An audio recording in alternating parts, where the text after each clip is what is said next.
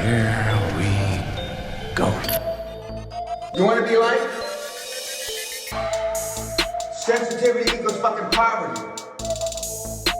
Insensitive culture, the podcast. Check it out, homie. Guys, welcome to episode 77 of Insensitive Culture. As always, you know me. What's up, what? My guy who's not here today. And that fool Blazer Ramon. But on the other end, we do have... And together, we are... Insensitive culture, the podcast. Make sure you check it out, homie. Make sure you check it out, homie. But in this place is my boy, Donald Palma. Hey, what's up? We all call him Donnie. Donnie the Don. Donnie, D, that guy, a bunch of shit. Yeah, that guy. Nah, bro. It's happy to have you on the show. Good to be here, man. Good to So, be here. yeah, we're gonna be talking. We're gonna be talking a lot of movie shit, regular stuff, just everyday conversations, and we have some current events too that we got to talk about too. I'm with it. So, yeah, we're gonna get into a little bit of everything. I know you watch movies and shit, so you should be good with this. You should be good with this. Yeah. I have full faith in my boy. So Dave couldn't join us today, but Dave, we miss you, bro. Have fun in Buffalo. He's out on some work stuff, but he'll be back next week. He'll be listening to this salty as hell. Yeah, depending on how the show goes, we'll see if you need to come back. Yeah, no, I don't think he has to come back. Replacement, son. Oh, man. It's already going better than what we expected, so sorry, bro. I'm not my brother.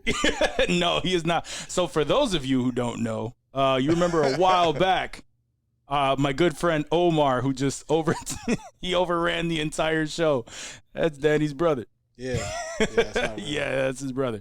Yeah. But you know, he's Danny's a little bit more sensible. Yeah. I'm a human. Yo, Omar makes me laugh though. Yeah, he makes me laugh. There's no filter for any situation. It's not only that, but he's just like you laugh at my brother like you laugh at Quasimodo. Yeah, I guess. Yeah.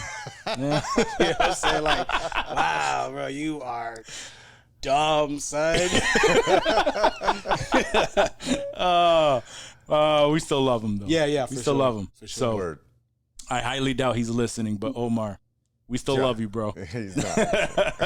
He's not listening. He didn't He's have. like, he didn't what's have a not podcast?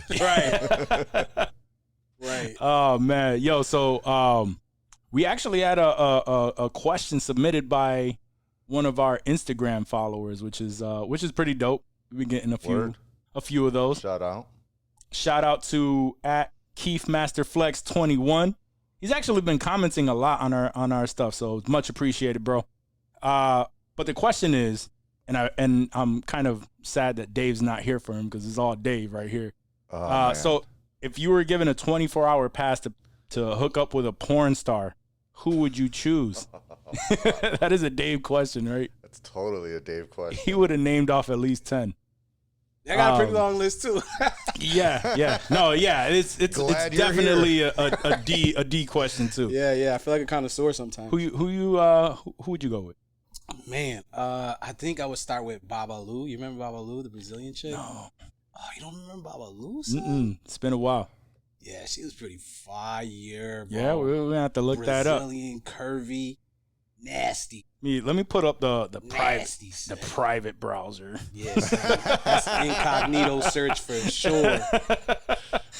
You said Babalu? Yeah, son. She's up there. Babalu. LU. See, I was already. Yeah. It's Latin America, bro. We don't use two O's. We use U. That's true. Babalu. Oh. Now you gotta type in porn too. There you go. Yeah, there we go. They don't know exactly who I'm talking about. Oh. Freak nasty, son. Brazil, yeah. And I was like, whoa. Yeah. Okay. Yeah. That's your top choice right there. Now I see Donald's style. Yep. Oh yeah. Oh, I knew. Oh, you know I was going with the voluptuous. Yeah, voluptuous. Latinas. Yeah, gotta be melanin in the skin, Yeah. olive skin at the very least. Yo, is Brazilian considered? This is Latina, right? Yeah, it's Latin America. So, you know, there's a I know it's Latin. It's now. I know it's Latin America, but is it still considered like Yeah, so Latino. it's Latin America. They're Latin. They're just not Spanish. part of it. Gotcha. Okay. They Okay. don't speak Spanish. Okay. Because I know they're Portuguese, right? Right, It they like speak lands in that Portuguese, Portuguese, Yeah. like Yeah. you know, because they speak it. Colonized country. Yeah, no. I believe I have seen her. Damn, a long fucking Yeah, time you've ago. seen her, but bro. She's yeah, a classic. she is a classic. I don't want to say Trying she's to my top, find but a she's up there. She's Babalu the first that came to photo mind. with clothes on. Why would you want to do that, bro? Yeah, you're not gonna find that, bro. I mean, she trying to has- put this on the YouTube. That's why. Oh, yeah, that makes sense. You might have to do a blur job there. Now you know Yeah, what you I have to think so. do is you have to go to Pornhub, find her model page, her look at headshot. pics, and then the first few is them posing. Her headshot. Come on, we're not amateurs here, guys. We know what we're talking about. No, I found one. That's one right there. Yes, Matter of fact, I'm gonna save it. you That go. way I got you, bro. she's up there. She's the Um, first that came to mind. I don't know that she's my top, bro. It's like choosing the best song in It's the a night. nice, natural Yeah, that's looking true. woman, though. I Yeah. could appreciate that. Yeah, total. You know who's my pick? Who? Christy Mack. Show me. Christy Mack Christy is Mack. yeah. Remember years ago she was dating a UFC fighter and he beat the fuck out of her and like fucked up her whole face. Shit. Ooh. Yeah. Spooky. You know what's crazy? I have a friend who you name any porn star and he give you her this- stats. Tatted up girl. Yeah, everything that comes up is her Beat the fuck beat up. the fuck up and shit though. I'm on her IG. So this is on her IG, yeah, she got fucked up by the dude. Now I see wax type. Yeah. Bad colonizer vibes. War Machine was his name, as if he, Yo, sounds but like a decent human being. Like he deserves to be in jail, but if you date somebody named War Machine, like this dude is not right. Yeah, and he's a UFC fighter named War Machine. Yeah, like this dude's a fucking animal. Right. So I didn't know anything Look at his about the face, dude, too. but yeah. He's a fucking savage. But First of all, if somebody has like cauliflowered ears, I'm just not. oh yeah. Yeah. I'm not fucking with them. I'm not really. It's just like everything that I say is gonna be very, Yeah. very relaxed and chill. I'm not gonna make I'm any. sure he sudden has a moves. normal temperament. Right. Right. Right. You know what's crazy though? He's probably mad nice to everybody, and then Oh yeah. he's like, "You were a porn star, bitch." Bat bat bat bat bat. Ultra Nah, combo I mean, and shit. Nah, Christy Mack has been around for a long time, so if he was dating her at that time, Yeah, he knew she was a fucking porn star. Right. Uh, But let's see some pictures of her not beat up, bro. I'm trying. It's not on there. I'm gonna have to look up her IG because that's all that's coming up. That's Made all me that's coming up. sad, son. Yeah. So she started coming back recently. Yeah, I see the appeal. I see the appeal. Christy Mack. Here we Wow. go. Her IG is I'm just not. yeah. She's Yeah. just a tatted up white girl. Armpit tat. That's extreme. Oh, yeah, that's how you know they're Armpit serious tat? about it. What? Yeah, and her face looks a little bit because like it looks a little bit faker because she had to have all that surgery from him beating the shit out of her. But she's fire. She's fire. And that's the thing, right? Is like do we with it being quote unquote porn, do we add in those Instagram models that are now OnlyFans? Like they're part of OnlyFans and shit. I mean, if they're porn, if they're fucking, I mean, on OnlyFans. Yeah, a lot of them are just doing like groceries and shit. Right. Like from what I hear, like they're just like From what I posting hear. videos No, of no, them. yeah. washing- bro, I promise you, No, I will yeah, I never know. pay OnlyFans. right? As much free shit as there is online, There like is a why shit ton of would free you? shit. There's a free, and not only that, but if you posted your shit online at all, it Yeah. generally leaks into the free Right. sites. You might be depends. limited, way more I think limited, it's- but I mean, we've talked about this before at nauseum, but you know, like there's a lot of, and not that I am a subscriber or anything, but I can understand like dudes falling into that local girl trap, right? They already follow her on Instagram. They know her. She's like the bartender at like the bar that they go to, and now Right. she fucking, turns and flips on the OnlyFans, yeah, they don't give a fuck if she's showing nudes or not. They're like, hell yeah, I'm gonna pay it and try to see this chick that I've been stalking online for the last 6 months. I think that's where they get their bread from. Celebrities have been switching that thing around too, right? Because like famous women, they've been getting on there, and people expect that now. Right. And that was the conversation we were having about OnlyFans trying to switch everything around and be more like a Patreon, but it's like too far gone. Right. They already let everybody and their moms show their fucking pussy and shit on there. Right. Teachers have already been fired. Son, like, yeah, you can't come back from that. Exactly. Right. So, but like you just said, teachers, right? Imagine some dad like, oh shit, the teacher's on OnlyFans. Of course he's gonna pay. You can't get that on Pornhub. You know what I mean? It ain't available for free on X videos. That's my son's third grade teacher. Hell yeah, I want to see that shit. Do the curtains match the carpet? That's what I want. Oh man. So I don't know. Dave would know so many more. I haven't really, cause like with the free shit, you look up like a couple. Remember Bella? Girls. Yo, you haven't given your answer. What about you? Yeah. So my answer is kind of I had to pull up my saved history page. My saved. Because, it's basically what Wak was just kind of talking about right now, right? With all the free shit and the Pornhub and the X videos and all that, like, I don't typically remember any girl's name or anything, right? Like, I'm looking more for styles, genre, right? Yeah. And often, Category searcher? Yeah, category searching. And often amateur, right? I've said this before. Amateur and homemade is my shit. So, like, those are nobodies. Flavor of the week ain't today no stars is, at all. this week is Asian. That's the flavor of the week right now. Got the Asian fever for sure. I did find one artist page that I follow. I think she's a Spanish actress. Okay. I don't know how to say her name. Porn actress. Oh, okay. I was about to say. It's like, oh shit. I'm gonna go with Ginebra Bellucci. Ginebra. How do you spell that? Ginebra Bellucci. Bellucci. These porn stars. I don't want to sound Italian. Right. She probably is Italian. She looks like the girl that's in the "Oh fuck, I'm gonna come" memes. No, Damn, is she I'm fire usually though? up on memes. Oh, I see what you like. Yeah. Nice. Yeah. We're getting real eye-opening moments of truth. Moments of truth. It's just like, oh, okay. I see what my boy's into. It was 24 hours. That was the rule on the question. 24 hours. Yeah, 24 hours. You could. That's Gucci. Wait, what's the 24-hour rule? No. That was the the question. If you had 24-hour hall pass. For 24-hour hall pass with a porn star, who would it be? Yeah, I think it was still. Yeah, it would be. She's just dirty, yo. She's just like, yeah, let's do it type shit. Yeah. Word. But Come on my face,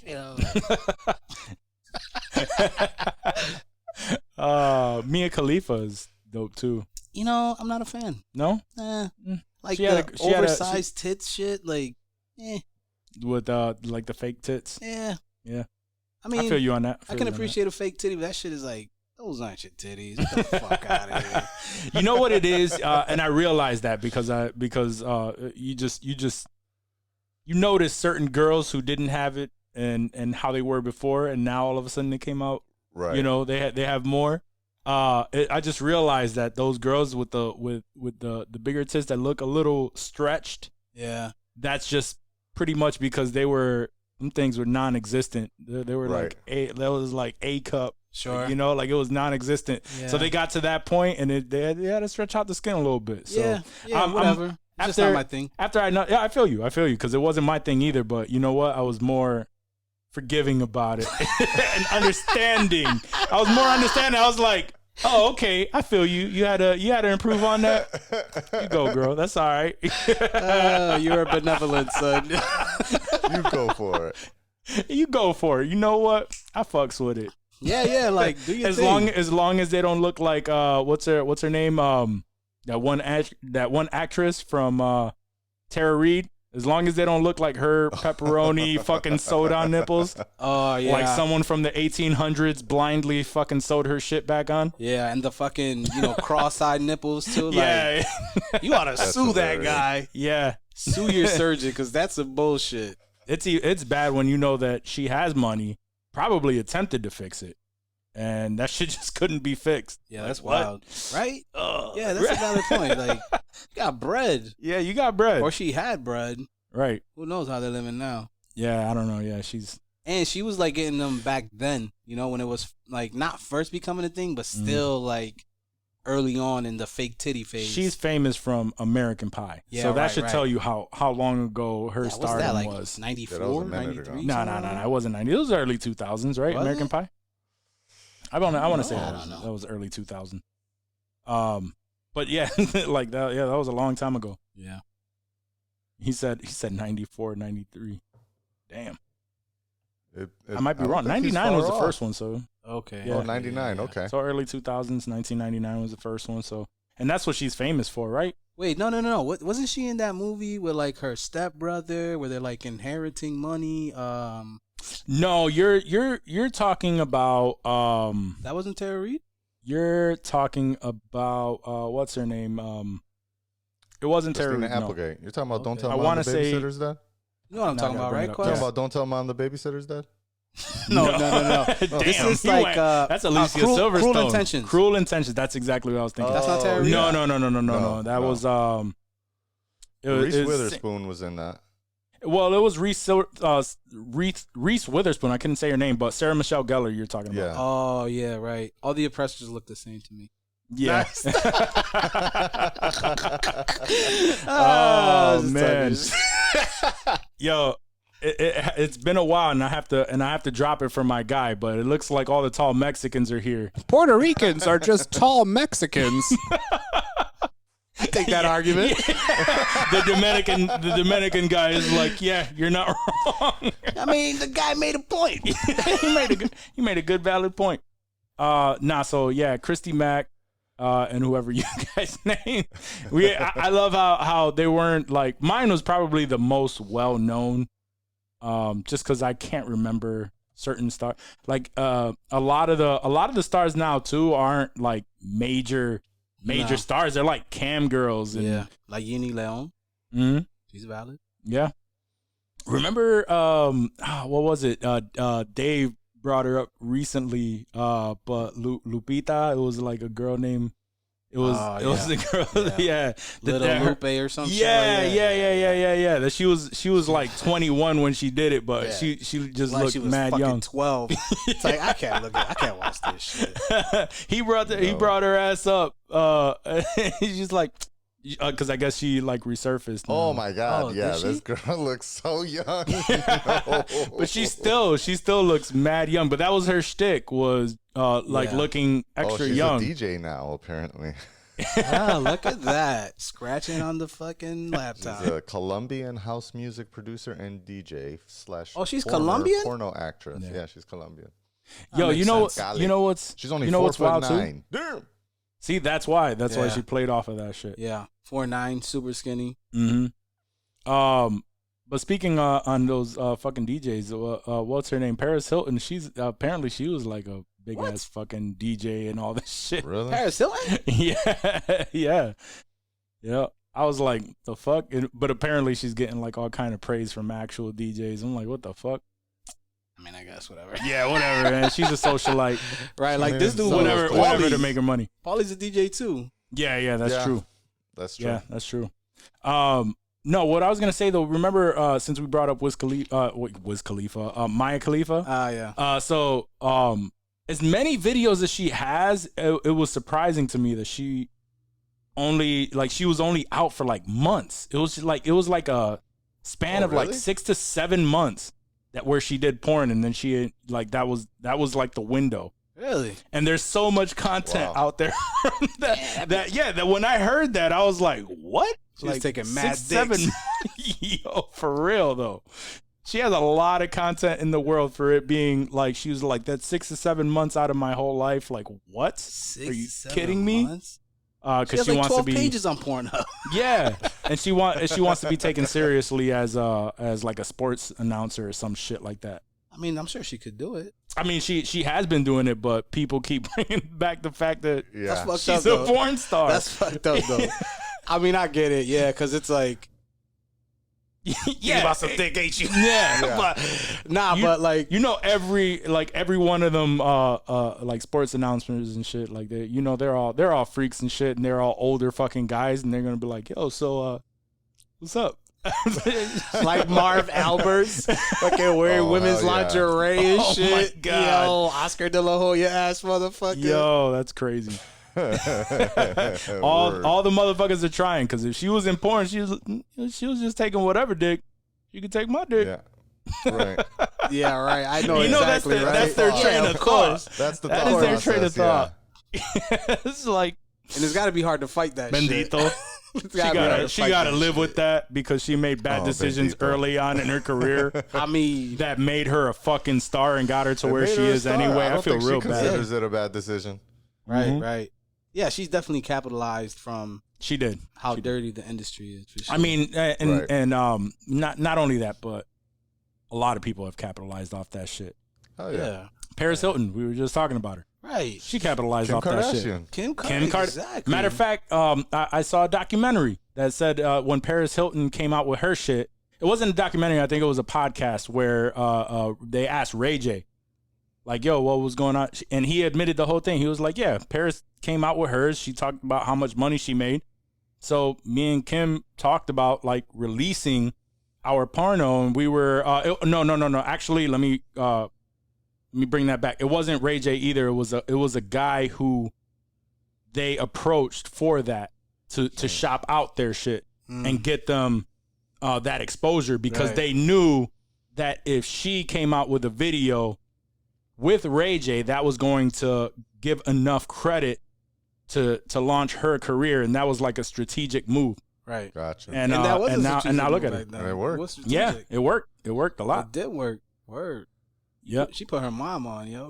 Yo, her mom, Her mom Yeah. running the game now off your She daughter. carried the fucking whole family on that the show. whole Word. family, bro. word. They all owe their fame to that one yeah. video. Yeah. Because yeah, she was famous from being, She the wasn't, daughter though. of. Well, no, she I'm saying she wasn't. was. She was Yeah, she LA wasn't famous. famous. Yeah, Right. that's true. That's true. Because She was LA uh, known. You know what I'm she saying? was- She was Paris's assistant, Yeah, and her yep. dad was OJ's attorney. Like, what the fuck ever? Yeah. Yep. Like, you sound like every other busboy. And now her family is like one of the wealthiest families. Word. In That's a come up, in a lot of industries, I guess. In the fucking Enough to where world. she's in the world. right? I'm not a fan, but I respect the game. No, I feel you. Right. Yeah, For shit. it is what it is. Women love her shit. Yeah. But whatever. Yeah. I don't know. She need to bring me some of that money. All right. So I don't have any other questions. If you don't want to get into those, but we can get into some current events. Let's You do down it. for that, Johnny? You down? Let's roll. Let's Yo, roll. Let's roll. before we get into that, I like that Insensitive Culture T-shirt you Just got another- on, buddy. Just another one. A couple Just another threads one. we got going on here, getting ready to launch the store. You know. That's pretty dope. We're gonna have a few products available as soon as we launch, so it's not just like, yo, cop this tee with our logo on it. You know, we're gonna have a few things, just a few. I like the things. one you rocking too.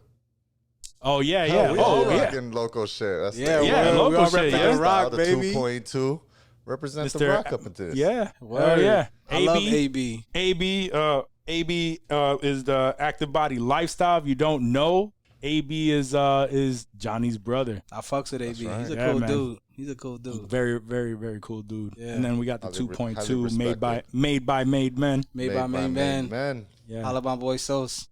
Yes, sir. SGM Album Sauce. dropping. Album dropping September 11th. Album That's release right. party.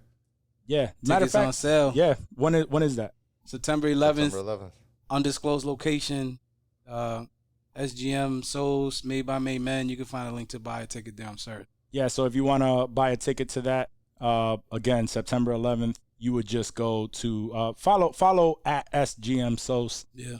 and then you can get all the information there. But Benny the Butcher is going to be there. It's going to be Ito, It's gonna be a lot of people. It's gonna be an event. It's gonna be a good night. Yes, sir. Yeah, it's gonna be a good night. Yeah, for sure. So shout out to that, and for sure visit Active Body Lifestyle, and support, man. There's a lot of good local people, Yeah. that are putting some quality stuff out there. So support the local. But yeah, Definitely fucks with AB. let's get in there. So on recent on the most recent news, apparently, you see, I'm trying to bring it up. My internet's been shitty here. Apple is now going to monitor iPhone and iCloud pictures for child abuse. So now a lot of people are obviously going like trying to say, oh, they're monitoring our shit, blah, blah, blah. And It does sound like Patriot Act type shit. Patriot Act type shit for sure. yeah, it's one of those. I see. I worked for the company for so long, Yeah. and I don't know. I trust them with it. I think it's like more algorithmic shit where Sure. if something is off, it would flag it. But And not only that, but also they don't allow access. Like even the police can't have access to that information. And there's a lot of background stuff. So yeah. it's one of those situations where, you know, half of the world is just like, you know what, I ain't got shit to hide any damn way. Right. So please do that if you're gonna get some pedophiles off of the street. Cool. Yeah. Cool. Yeah. And some people are just like, well, that's an invasion. So And I understand both sides. I just, you guys seen the algorithm with my family pictures. oh, that was great. They can make mistakes. Like, that's all I'm saying. That was the best video. That was Nah, a but- good video. On some real shit though, like, I don't know, man. It feels like that Ben Franklin quote, you know what I'm saying? Giving up your freedom for security shit. Are we? You deserve neither. But, you know, I understand the argument. But I feel like sometimes, you know, they sell us arguments. I will say that I probably can't say anything other than the technical details of what's going on and not really give an opinion on this. But I'll at least explain the technical details of it because that's part of the a lot of the misinformation that I've seen online. A lot of the people getting hyped about shit that they just don't really understand. They're just going based off of the headlines and shit like that. So the way that the shit works is, as far as we know, no one has said anything about like searching past photos. So I don't know at this time that it will go through your already existing photo library and search for already existing photos. What the way the system works is that first you have to be a subscriber to iCloud Photos, so you already got to be you're paying for the iCloud service with iCloud Photos turned on. If you don't do either of those two things, it doesn't affect you at all. And then what it is there's a national database already from the National Center of Missing and Exploited Children of already existing known CSAM, child sexual abuse of minors. See, I'd be okay with that if like there were already some children that are missing or something like that, and it's scanning specifically for those people. Yeah, that's exactly so that's what it does. There's an existing database of photos and sexual images that are out there.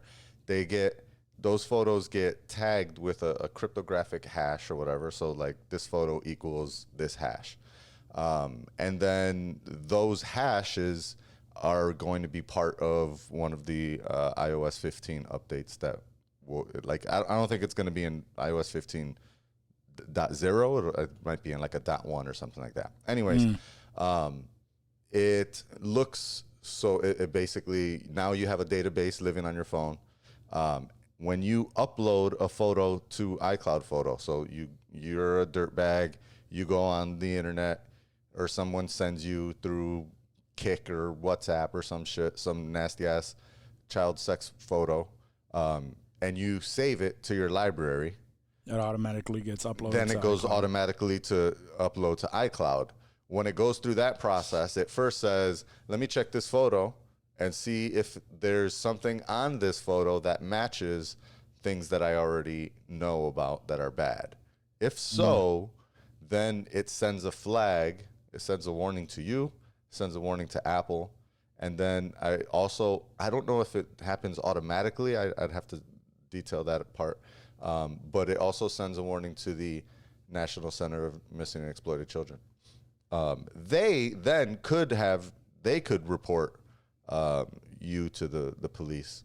But there's no automatic reporting to law enforcement authorities. It's just automatically notifying Apple and then notifying those people. So first it automatically notifies Apple, actually. That's the first step.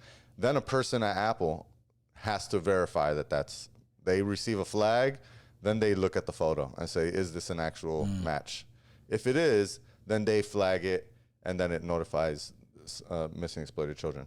And then they can notify law enforcement to come after you and, they'll issue a warrant for your iCloud account. And then then the law enforcement takes over from that point. At no point does Apple searching through all your photos, or does Apple ever have access to any other photo in your photo library that doesn't match one of those hashes. So is it scanning? Yes. Is it physically looking at your photos? No. As each photo is uploaded or whatever. It's not using machine learning on this part of it. So that's also something that gets confused, because that there's another thing, a whole nother part of it that does use machine learning, and I'll explain why it's a little bit different. But when it's doing this matching thing to the database, there's no machine learning about what types of photos you have and doing, all this computer scanning on your shit. So for the most part, like you said, if you don't do anything, it ain't gonna, if you're not a dirtbag, it's not gonna affect you. Now, what people are saying is it's a slippery slope, right? The more that, what would stop, let's say Russia from passing a law saying if you want to sell phones in this country, then you have to allow us to install another database that has all the photos we know of gay Russians. And if you share photos of gay Russians, then, but again, it's database matching, right? It's not looking for new photos that you took of yourself in your home with a LGBTQ flag or some shit, right? And then saying, oh, we flagged them, and then reporting you to Russian authorities. It's not really the way that it works right now. Can they build that? Sure, but they could build a lot of things that they haven't chosen to do. So for that part, is more than likely not a problem. The part that could be more of a concern is the iMessage scanning. Right. Now, this is only for, it only works for Apple IDs for kids. And you got to be a kid 13 and under. So you're a part of a family already, and you're designated as a child under 13, and you have an Apple ID. With that one, it does allow, it does use machine learning to try to figure out the photos that you're sending, are they lewd in nature. I'm guessing also looks to see if it's a nude photo but of a minor, or if it's just nude photos. I don't know how well the learning process is on that. Right. But what it does is... How could they distinguish it, though? Yeah, that's what again, machine learning, computer algorithms, they got to train it, I guess. Sure. Who wants to have that job? I was just going to say that. Yeah. Oh, God. I don't want to see everybody's fucking pictures. But at that point, the computer, and again, all of this only happens on your phone, right? It never goes up. None of this is really happening in the cloud servers. But it learns about you on your phone, and if it sees that you're about to send a photo to someone, or I don't know if it's after it's sent, when you receive it, it analyzes that and says, oh shit, this is probably not appropriate material for a 12-year-old. And then it'll put up like a warning and be like, hey, we blocked this image. And if you tap the view it anyway, another warning comes up and is like, listen, and it says it kind of in like kids speak, like, this could be someone being, sharing a photo without them knowing, and that's a form of abuse. And maybe you really don't want to watch this because it's not et cetera, et cetera. And then finally it says, you can still view the photo, but just so you know, we're going to tell your parents that you just saw this photo. And then you get a fucking notification on that shit. But again, that only works for accounts under the age of 13. So even if you have a minor account, but it's from 13 to 17, or 14 to 17, they can share their own dick pics, I guess. Like, apparently it doesn't affect those kids. And, you know, they're probably doing it, right? Let's be honest. The 15-year-olds are definitely sharing fucking sexting photos of each other. You imagine sure the shit that's that we did when we were 15? Oh, thank and we God had none that of we that didn't have tech, social media. right? Yeah, So- we had none of that. Thank God I didn't have social media or a cell phone. So much as a for- teenager. It's got to be hard. There's gonna be the kids nowadays that are growing up with social media, and like somebody mentioned that too, is like TikTok and all these dumbass dances and shit that they did. Like, can you imagine Arm like dances. Like we all have like just regular videos, and nothing stupid or crazy, but like we just had regular videos that when we were kids that we were just embarrassed of like what we were doing in those videos. You know what I mean? Right. Even if it was just like you performing and dancing and singing, and now they're literally their entire lives are just. Yeah. Exactly that, right? Downloaded by some Russian hacker. Yo, and shared publicly. So, like, can you imagine when they get to, 20, 21, whatever, like, 30 years old.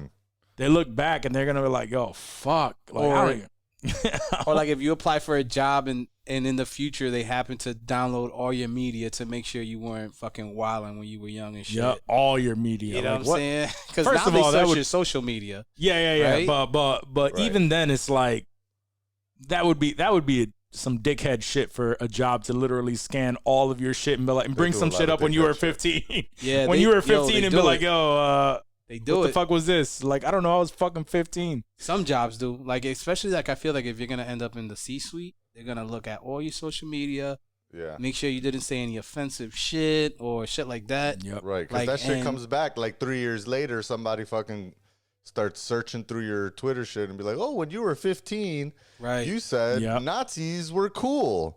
Right.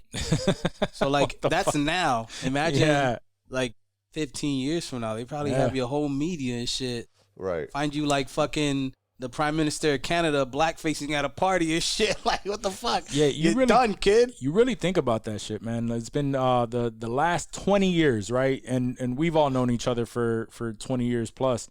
And it's like can you remember when we first started with the internet and we were all chilling and it was like cool, he's downloading video. downloading Oh, you got German music Scheiser videos. porn. Oh, yeah, the German Scheiser video. You know what I mean? It's like oh shit. To see where technology has gone from that point up to this point Right. Yeah. is wild. And then the dumb shit that like if somebody would have brought up like my old MySpace page or Mi Gente You're me. Gente. gente. page, they'd probably bring up some shit where it was just like, oh, what the fuck was wrong with me?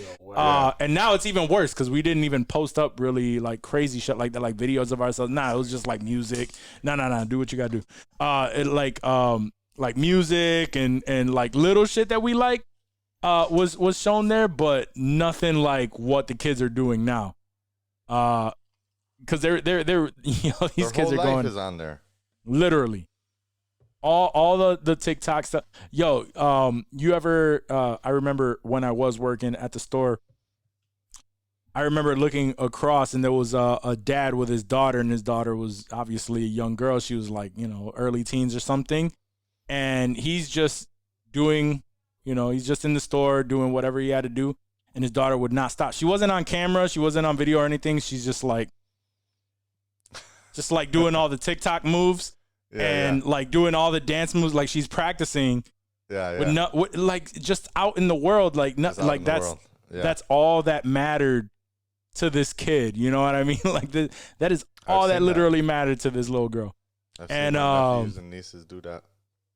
And it's wild. That shit looks so crazy, bro. That shit looks so crazy to see. It's part of this new thing they're calling the metaverse. I The don't know if you've metaverse. heard- Yeah, the No, metaverse. I hadn't heard is anything about that. This new phrase that they're using a lot to talk about all the things kind of merging together, all the internet things like merging in real life. You know, the older your kids get, you'll start to see it as they are, you know, they'll be playing Minecraft, right, on their computer. And at the same time, they're maybe got a Discord open on their iPhone. And they're watching a YouTube video about Minecraft on their iPad, and they're doing all 4 things at the same time, and maybe chatting with their friend, right? That's what they're calling the metaverse, where all these, like, eventually will end up in a, you know, we've mentioned this before, right? A Ready Player One type thing where, like, everything is interactive and we're doing all the things at the same time. And a lot of us, I'm going to call myself at this point, old folk, just aren't going to be able to get, it's already, I can't handle 3, and I've seen my nephews do this, where they have 3 services running at the same time, and I can't even handle 2. Like I was trying to just watch the versus battle of the Locks and Dipset at the same time while reading the chat. And I couldn't even do that. Like, I couldn't even keep up with that. And I don't even think that was a separate app. That was like in the same app. And I'm just like, you know what? Let's hide that. I'm just going to watch the actual enjoyment. I'm trying to, you know, read Twitter at the same time. So I'm trying to, and it was just too much. And I was like, you know what? Let me just pause all that. I'll text with my friends on the side during the shit. But outside of that, I'm just going to listen to Jadakiss destroy these dudes. Destroy them. As a matter of fact, we could go right into that. Yeah, let's do it. Yeah, we could go right into that versus because so first of all, like that, it's been a thing recently with versus where, it went from like a track for track kind of like battle to more of a concert, because I watched the Red and Meth one, and obviously they're friends, so they ain't really go up against each other. Right. They were performing with each other. Right. They were ad-libbing each other's shit. So it wasn't. It like got away from that, and now with the Locks and Dipset, they had agreed apparently like early on, like, yo, we're gonna talk our shit because that's the New York style, and it's like the battle for New York, and I love that. Yeah. As long as I guess the rules were that they could go at each other and they could talk their shit, but nobody could say suck my dick. Because you know that's a good one. That's a good one. Yeah, like it's especially like, you know, Danny hates that shit. Yo, anybody. I said that shit to him before. Any like, New yo, Yorkers, me like, yo, bro. Like, all right, bro. Yeah. Any New Yorkers, it was just like, yo, man, don't. But you know what though? I think that Swiss Beats set that environment. Oh, it was dope though. I mean, it was great. Timberland. Swiss was chippy. Just talking that shit with that za shit. True. Yeah. That's right. And it was and whatever came to this one that set that whole shit up, like that New York, because New York in general is just like, yo, we can all be cool, but if we're on the same track together, I'm gonna fuck you up. Yeah, right. And it's just like, oh, you ain't doing better than me. Like that's straight up New York competitive. Tri-state area, for sure. Nori got that shit going right now. For sure, yeah, exactly. So going into it, you can already tell as soon as they started, because I remember when they started. Yeah.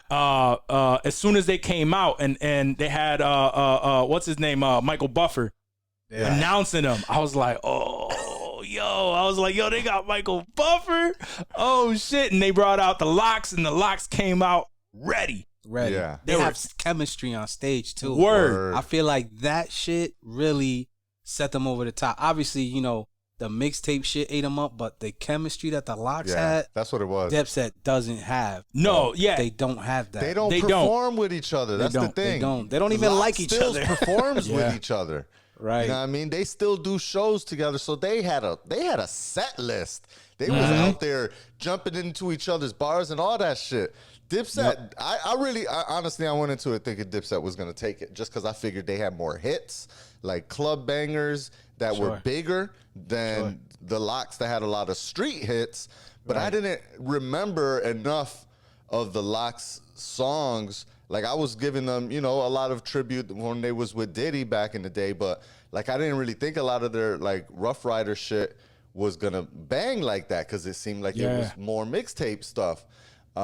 But they ended up, they had like I said, they had a set list. They was ready for everything. When they switched it up, we don't got shit for the ladies.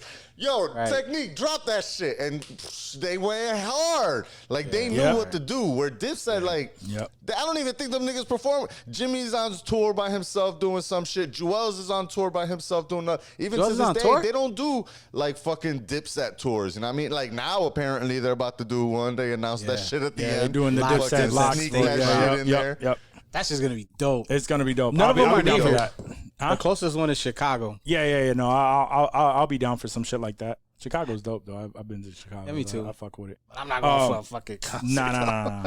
It's gonna be a little too live. I'll go with a press pass and report back. Right. Now I'm going to Chirac for that shit. No, and also one of the things that was. You're definitely right about that. End up an innocent bystander, this shit. Yo, for real.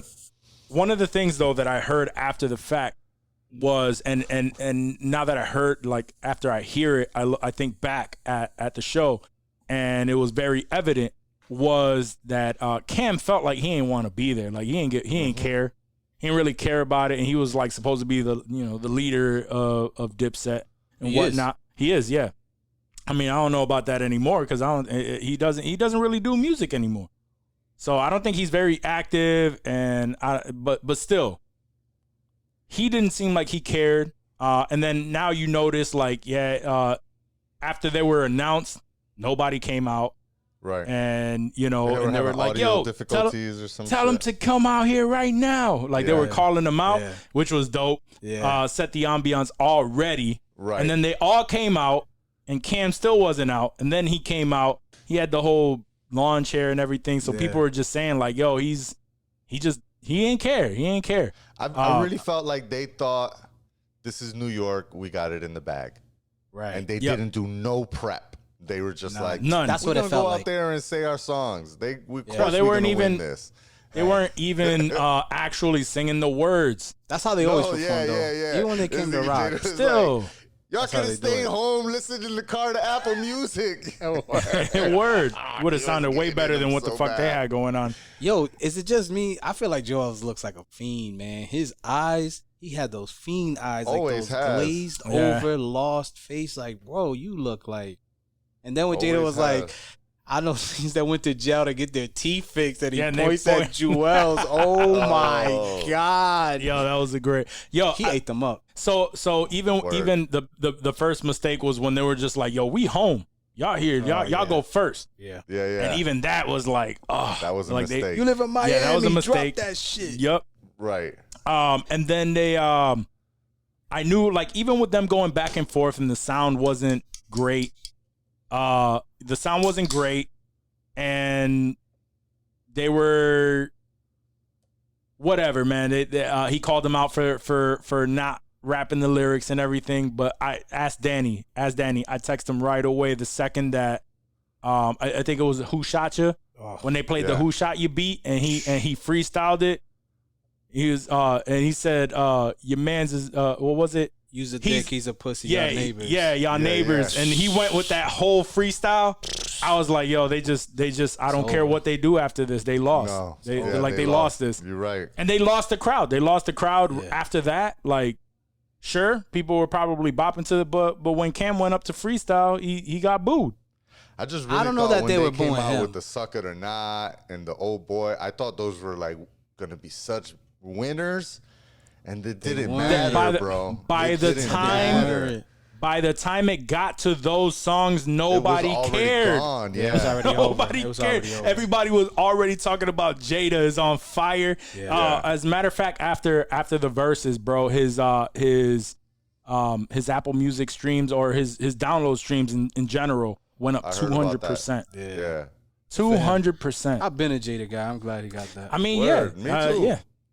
Yeah, Jada, and most people, like, a lot of people are talking shit about LeBron saying that most underrated rapper. He's like, yo, he's not underrated. Like, everybody knows. He doesn't New get York, he, no. People in New York know. People, I mean, he's a lot underrated. of people know. He's underrated though. Yeah, he doesn't get as much shine as he should. But definitely, like anybody who listens to rap, they know Jada's that dude. Word. And that was the second, and this was the second one that he. Word, because he pretty much ate Fab too, and he was drunk. Right, he was fucking wasted on that shit. Still body him. Oh man, but I just to kind of sum it all up, the Locks murdered that shit. They killed that. Did y'all see the Fat Joe commentary shit? I did. He's the one who came out. I didn't watch the whole thing, but he's the one who came out and said that Cam actually him not coming out right away. Yeah. He was actually trying to bounce. He didn't want to be there. Yeah, that he was trying to leave. And that's what Fat Joe said on his shit. He said that he was trying to leave, and it was Jim Jones that was trying to talk him out of leaving. I wasn't surprised. Yeah, so that's why he came out afterward. He has 100 franchises. Like, he doesn't give a fuck. He doesn't mad bread. Right. And he got the movies. Like, he doesn't give a fuck. Word. You don't care. But it was very evident because he was supposed to be the leader of the group. Yeah, he's supposed to be the if he don't care, Ballin ain't gonna who the save fuck him. else? Nah, who the fuck else is gonna care if he don't give a fuck? I thought Jewels was gonna be the one to hold the team up because he's all right. Like, if this was in Miami, the hits probably would have done better. But it's in New York, and right. We're like rap snobs and shit. Like, you got to give us bars. You know what I'm saying? Yeah. Right. So I thought Jewels was gonna be the one to carry them because he's the one with the got bars. Yeah. But he just, I was expecting him to do some of that I can't feel my face shit. Right. Like, I thought he was gonna do some of that or some of the fucking that solo mixtape he got that it starts with the Show Enough track and My Bad It's Not You. I thought was the Money on the Phone, like God's something, whatever, you know what I'm saying? Yeah. I thought he was gonna drop some of that shit, but I mean, but if you really think about it, man, a lot of those dudes, they had to come out with bangers, and there's way too many people with way too many mixtapes to really come out with a lot of, like, if it was a Jewels battle against somebody, that's where he would pull out all that fucking all those bangers. God willing. But God willing, bro. He had hits on that shit, bro. Yeah. Johnny's the man at Googling. Oh, word. He's way faster than I am. Nice. So I just let him do it. I was gonna grab my phone, but I didn't want to disrupt shit. Nah, you do what you do. Now I know. Yeah. But if it was a Jewels freestyle, I think he would, or battle. My bad. Yeah. He would have brought out some shit like that. But still, they started off with 3 of his tracks. You know what I'm saying? Did. Like, they were expecting him to carry it, but he was lost, man.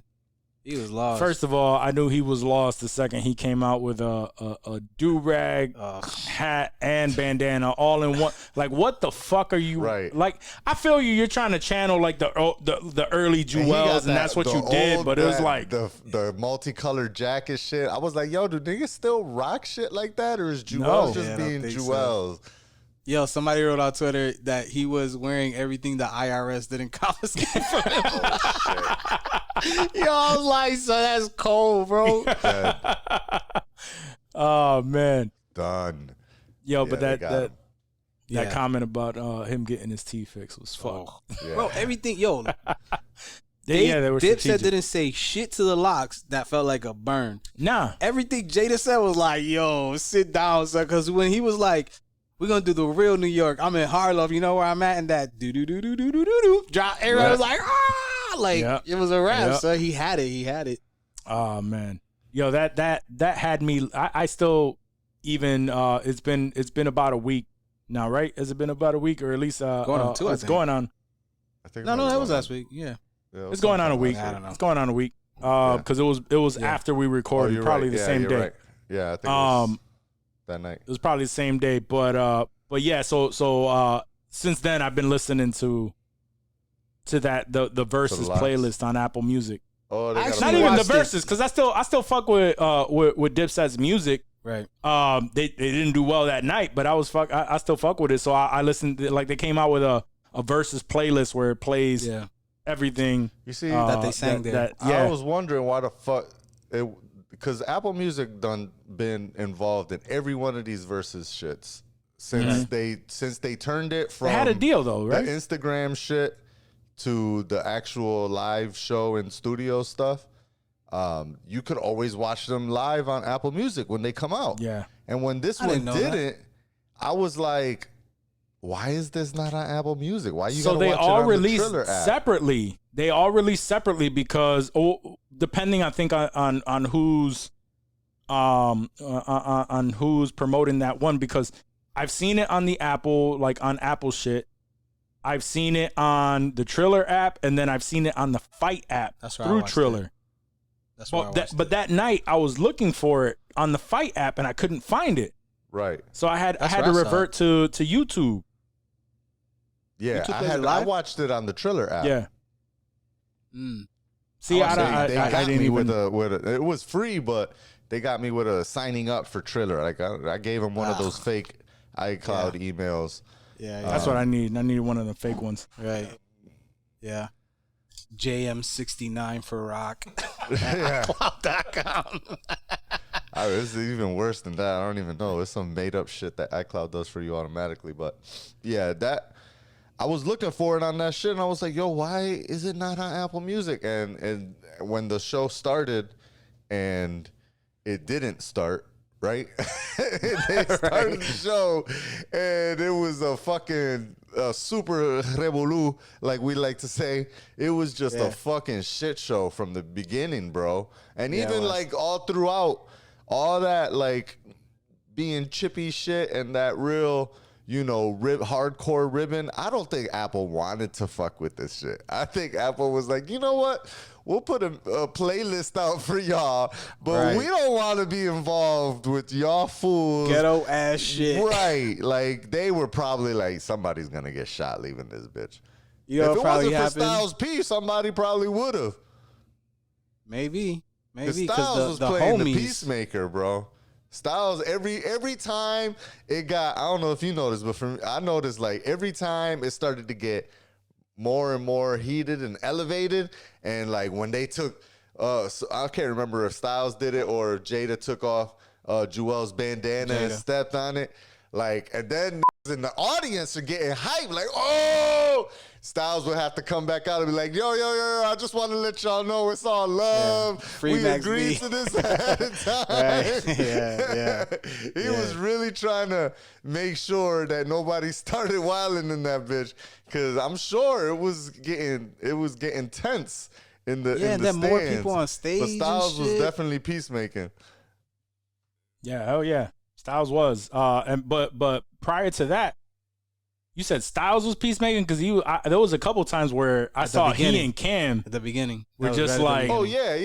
Yeah, I'm saying, I was just saying that like every time it started getting super elevated and the audience started getting hyped, Styles would make sure to step out in front and be like, yo, just to let y'all know it's all good here. It's all like good this is here, all yeah. love. This is New York, et cetera, et cetera. Yeah, But they you know had, who they was had to have hurt? that disclaimer at Jewels. the end too. Jewels was hurt. You think so? Yeah, bro. Hell They got yeah. him bad, son. The teeth comment alone, son. Yeah. Oh, they don't know their raps. That was him. Cam's and It was him. Cam's and Jim Jones knew their raps. Yeah. Jewels was the one who fucked up that song. Yeah, I remember that specifically. It was I when I picture it, it was him like just letting the track play, and he's doing his own like ad libs and shit. You know? Yeah. He's being his own hype man and shit. Yeah, it was That pretty I'm bad. ready. That was bad. Yep, it was pretty bad.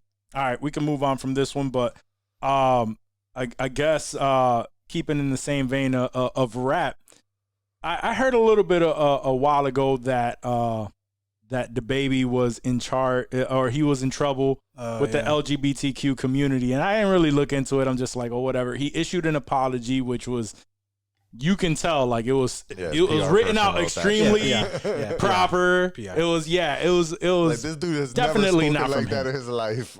Never. And that came out, and everybody was How many now means in this? None? You ain't write that shit, man. everybody was at him for that, because it was so obvious that it was not from him. It wasn't sincere. And he didn't start issuing apologies until they started canceling his shows.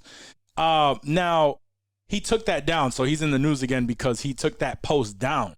Like he stopped giving a fuck. Right? Apparently, that's what it's coming off like. Yeah. But in the article that I read, none of this to me is shocking to say the least. Right. But I didn't look into what it was that he was in trouble for. Oh, you didn't? You never saw what he said? I never seen what he said. And interesting. Yo, that's pretty interesting. Yo, my man. So he came out and apparently it was at Rolling Loud, right? Was it? Yeah, it was at Rolling Loud. Miami. Yep. Rolling Loud Miami. He said if you didn't show up with AIDS or HIV or any of them deadly sexual transmitted diseases that'll make you die in 2 to 3 weeks, then put your cell phone light up. And then after that. And then followed it up with. He followed it up with. But wait, there's fellas. more. Yeah. He followed it up with, fellas, if you ain't sucking dick in the parking lot, put your cell phone lighters up. Like what? I'm just like, why? Out of pocket. Yeah. Why didn't you say any of that? Like, why? What was the point? There's so many better ways of amping up the crowd. Right. Those were very specific. I won't even say the next part because I guess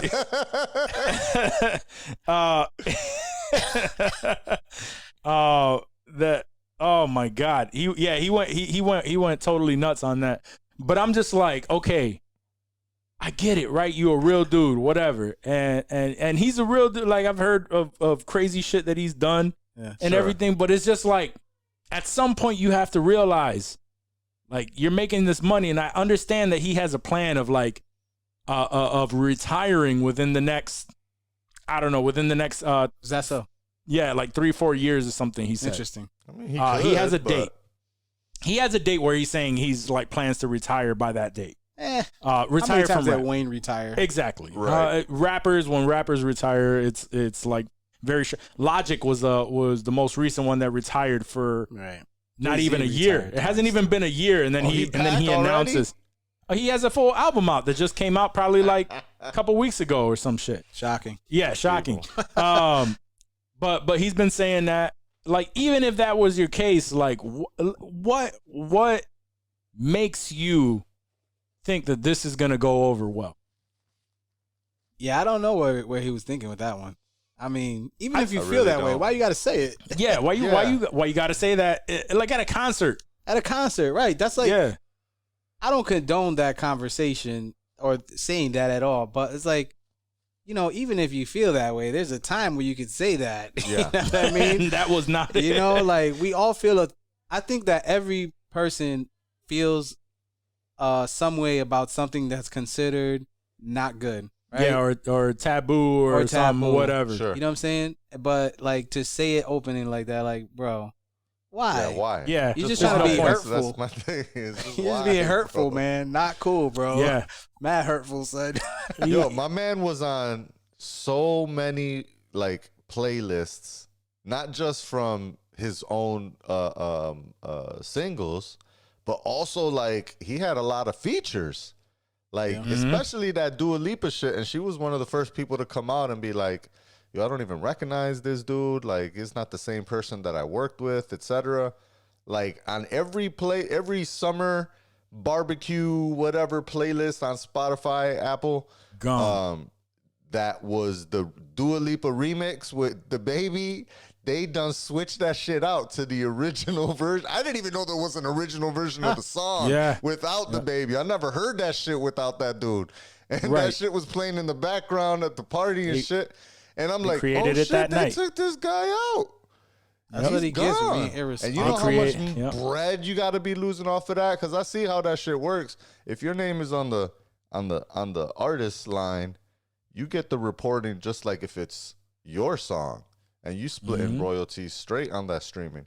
So that shit is, damn. That's a huge loss that he's getting. Huge. That's what he gets. And that's just a pop song. I'm sure he's losing mad bread on the pop song. But then on top of that, his songs just getting removed off of the playlist. That's basically like yanking him from the radio.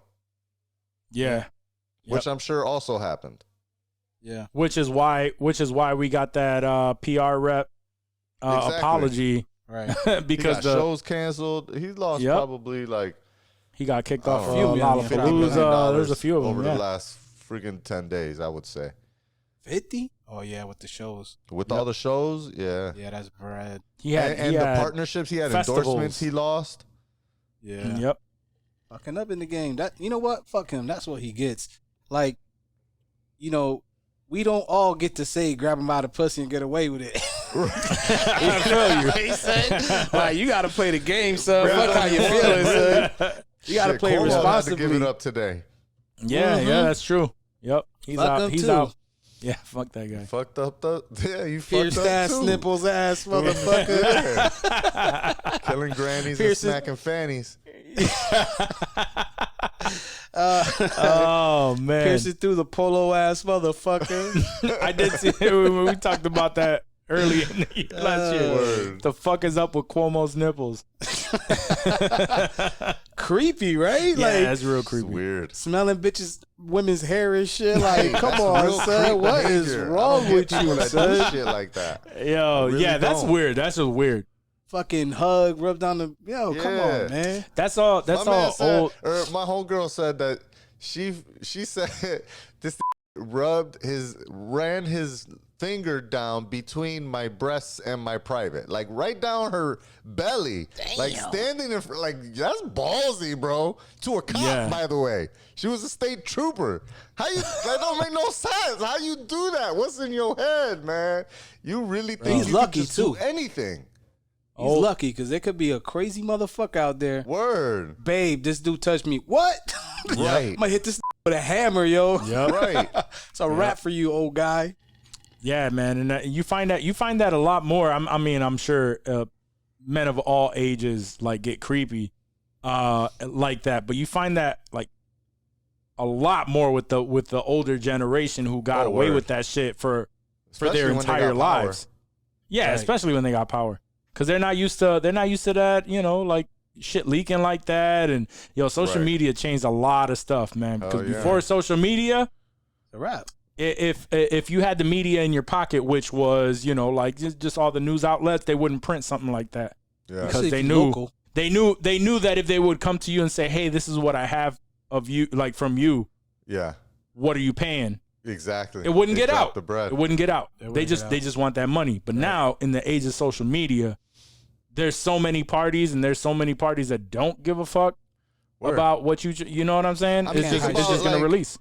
25 years ago, if I don't know, Fat Joe would have came out on stage and said the same shit that DaBaby said, no one would know that he said that, because you would only hear about it if you knew somebody that was at that show.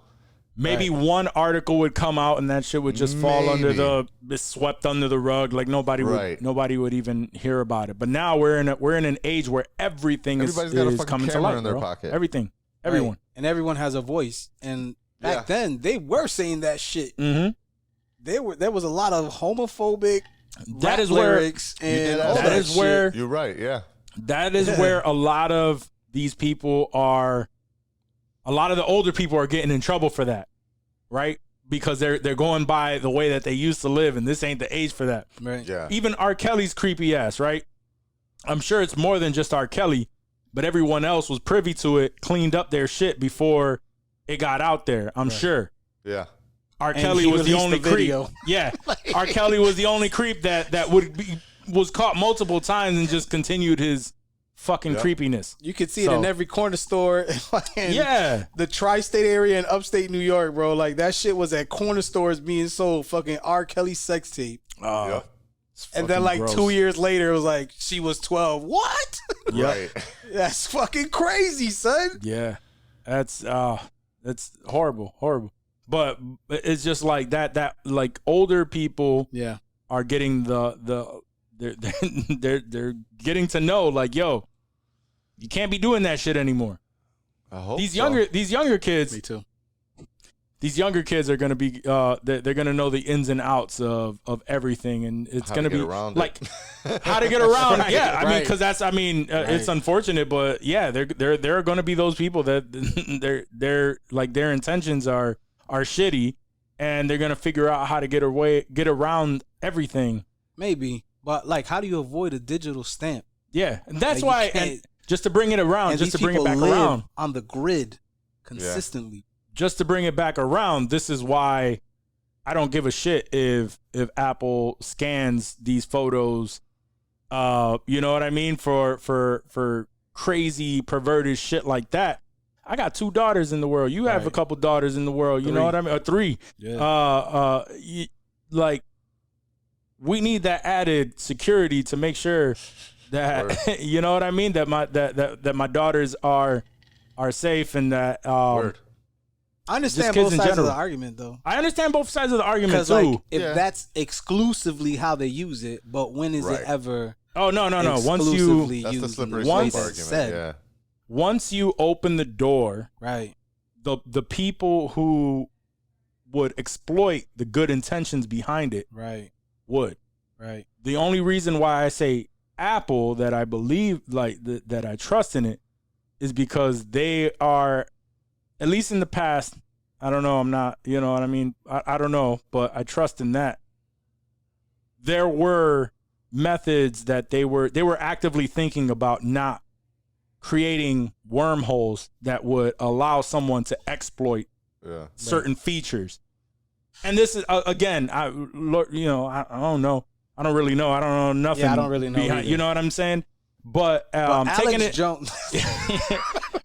You know what I'm saying? Right. I will eat you. Yeah. I'm just saying, like, you know. The only thing I'll say on that, I don't think this is any like secret knowledge or anything, but what gives me comfort to not, when it comes to this, and to, you know, question whether or not it could be abused in the future, the only thing that gives me a little bit of comfort, or the main thing that gives me comfort, is that I know that there's an ethics board at Apple, right? And so all of these, every one of these decisions gets approved by that group of people that are always looking at what are the moral implications on what we do out in the world, and how will it affect our morality and ethics as an organization, and how they impact the whole world. And that's why they take a huge, like, you know, all the times that they stood up to the FBI and stuff, that has had to go through, you know, this ethics board. And so that makes me feel a little bit better that, like, yeah, if China, who's extremely important to the organization, comes at Apple and is like, we need you to implement this, I would hope that, you know, these people that are in charge of ethics would prioritize that over profit. But you never know. You definitely never know. Never know. Hopefully they spin it in a way that I'm still convinced. Yeah. 20 years, 60 Minutes has an article on it, then we'll know the truth. Right. So, all right. So you want to get into, we need a drop for Hollywood. we need some sort of drop for that. But we want to get into some Hollywood news about time now. But Warner Brothers and AMC reached an agreement for 45-day theatrical window. So now with everything that now that we're used to, 45 days ain't shit. It's nothing. So for those of you who obviously, I mean, just in case you're not aware, you're living under a rock, right? So with 2021, we knew that the agreement was for Warner Brothers, where they would drop, you know, movies on their new releases same day on HBO Max. So a lot, because of that, and the quote unquote success that they've seen with that, and how, you know, things are moving slowly when it comes to moving back to theater releases and people actually going back to the theaters. A lot of executives and companies are thinking that it's not that going back to the way things were prior to COVID is not the answer anymore. That things have changed forever, and they want more of a change when it comes to releasing via streams, but not to the extreme of having to drop right away. Right. It made sense for 2021 when they made the decision because we didn't know anything. We didn't know how the world was going to be in 2021. Something that went from 2 weeks to being the entire year is still kind of limited in a lot of places. Yeah. It forever changed how we take in media. So with that, honestly, a 45-day window for movies before it hits DVD or streaming, I'm with it. Yeah, I'm fine with that. I mean, but I got a lot of movie tickets to buy, so I'm the same way. Yeah, I'm the same way. I told them. Yeah, I'm saying. I told them for my son's birthday, we went to watch Boss Baby 2 in a theater with the kids and everything, right? And that was because we took a few kids with us and everything. That was like $200. Yeah, you know what I mean? Where we could have done a party and did that shit at home, right. and bought some stuff and possibly you could pause it when the kid. Yeah, and you could pause it. Like you could do much more. Yeah. But I don't think this is a bad bad idea at all. This is going to affect certain movies like Fantastic Beasts 3 and the Batman, which I'm looking forward to as far as like the Batman, obviously next week. But you ain't bringing the kids to watch the Batman, right? Nah. That would have. That's gonna be just me. That's gonna run you the same price, It's gonna run me. It's gonna run me the same price. But for everything else that I'm not really looking forward to exactly, but I'm down to watch. I don't have to make it to the theater. Remember before theater releases were there for months. Yeah. For months before it actually. months, right? I think it was a 90-day window they had before. It was a 90. That shit felt like forever. It did. It felt like forever, bro. 45 days. That's a cakewalk. These kids you don't want to make it there. Yeah, no. They can wait. I would go to the movie for IMAX though. Yeah. That I fuck IMAX with that. screen and sound. That is fire. Johnny fucks with what was it? The Dolby Digital or Dolby Theater. Yeah. Yep. I don't know what that is. Was just like the surround system's better or something? So it's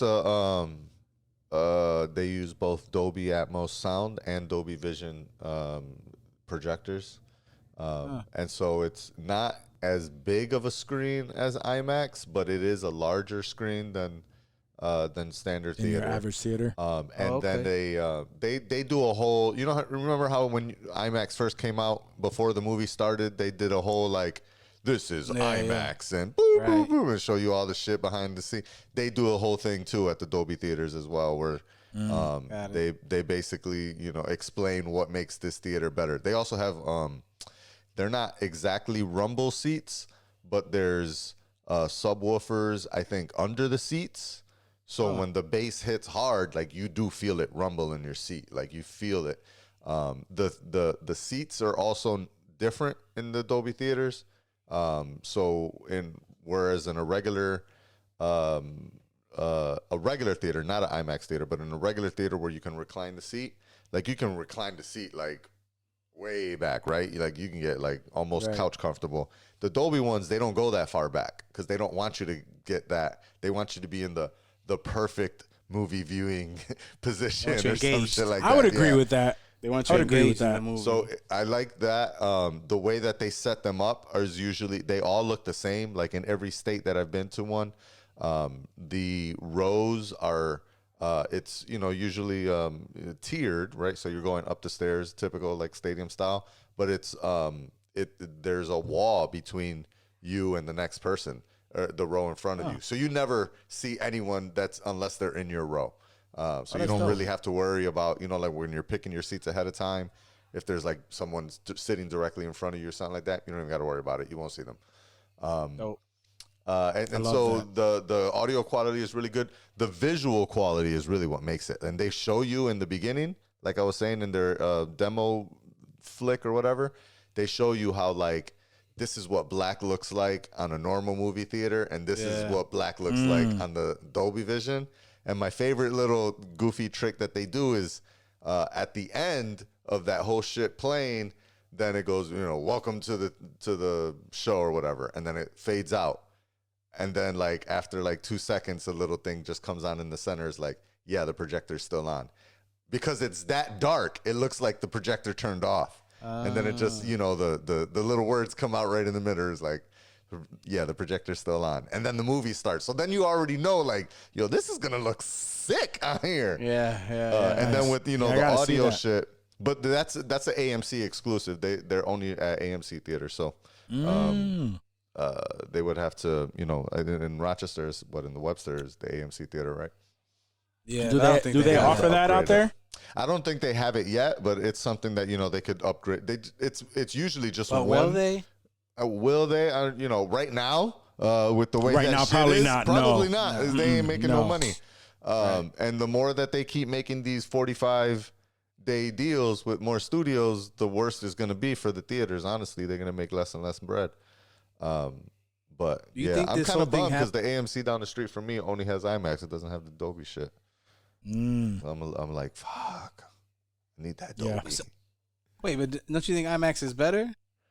Not for me. The IMAX screen is bigger, but I've as I've done more and more of these Dolby theater viewings, like it's not as immersive.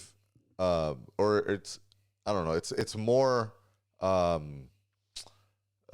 comfortable. It's more like, I don't want to say quaint, but it's like I feel more enveloped in the film because I'm closer to the screen, yet it's still large experience, and I get that full audio experience. That is, I mean, they got speakers on the ceiling in this shit. It's a full audio experience.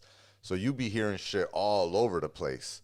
And then again, the rumble in the seats from the bass, it really makes that part really great.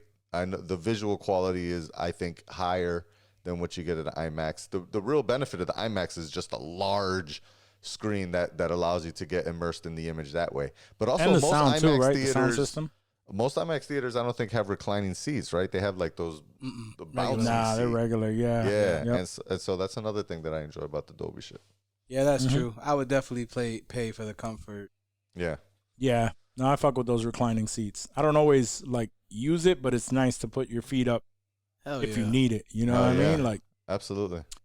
Do you think this deal came up because of the whole Scarlett Johansson shit where she sued Disney? No, I think streamed it immediately. It not necessarily. I think it's more on the theater side. Yeah.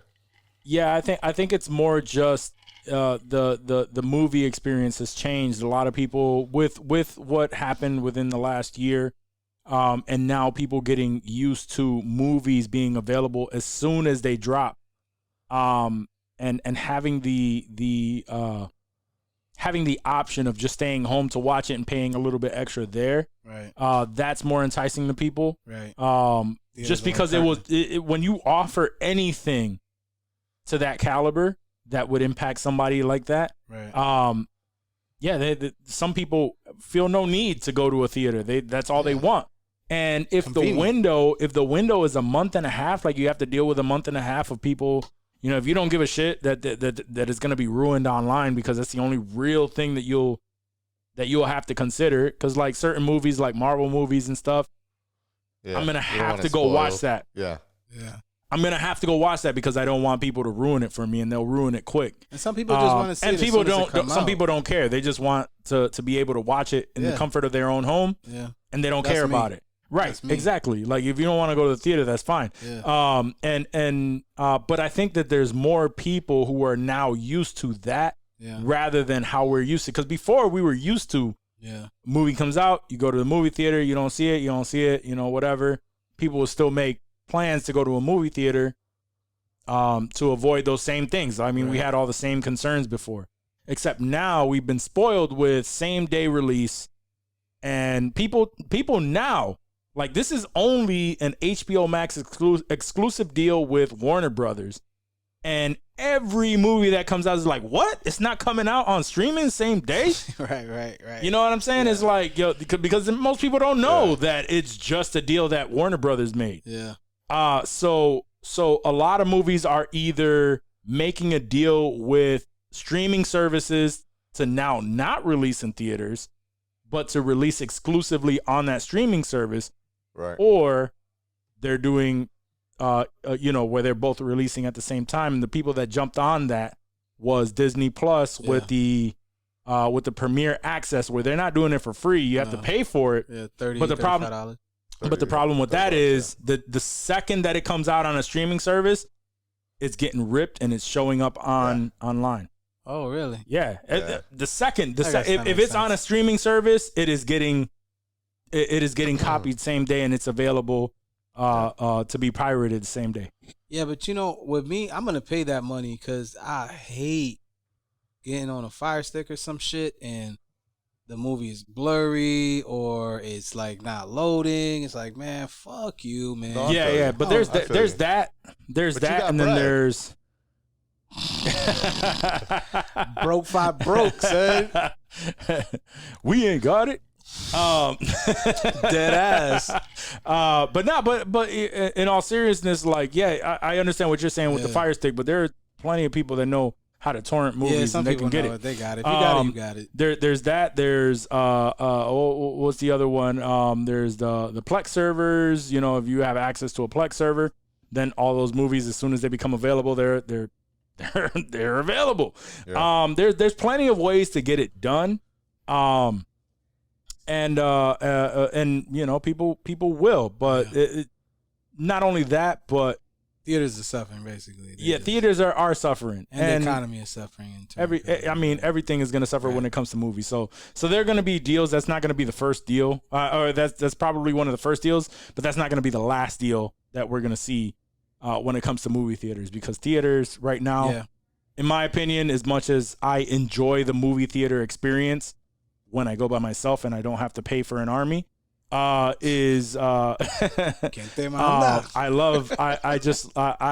prefer to go to a movie theater because I get more immersed in the. That's true. It's a whole experience. It's a whole experience too. Certain movies, popcorn, whatever, you know what I'm saying? You're there like, oh, I'm here for this. Yep. And you like in that moment. And I remember being a kid and my dad taking me, my dad taking me to a movie theater, and like that experience was great.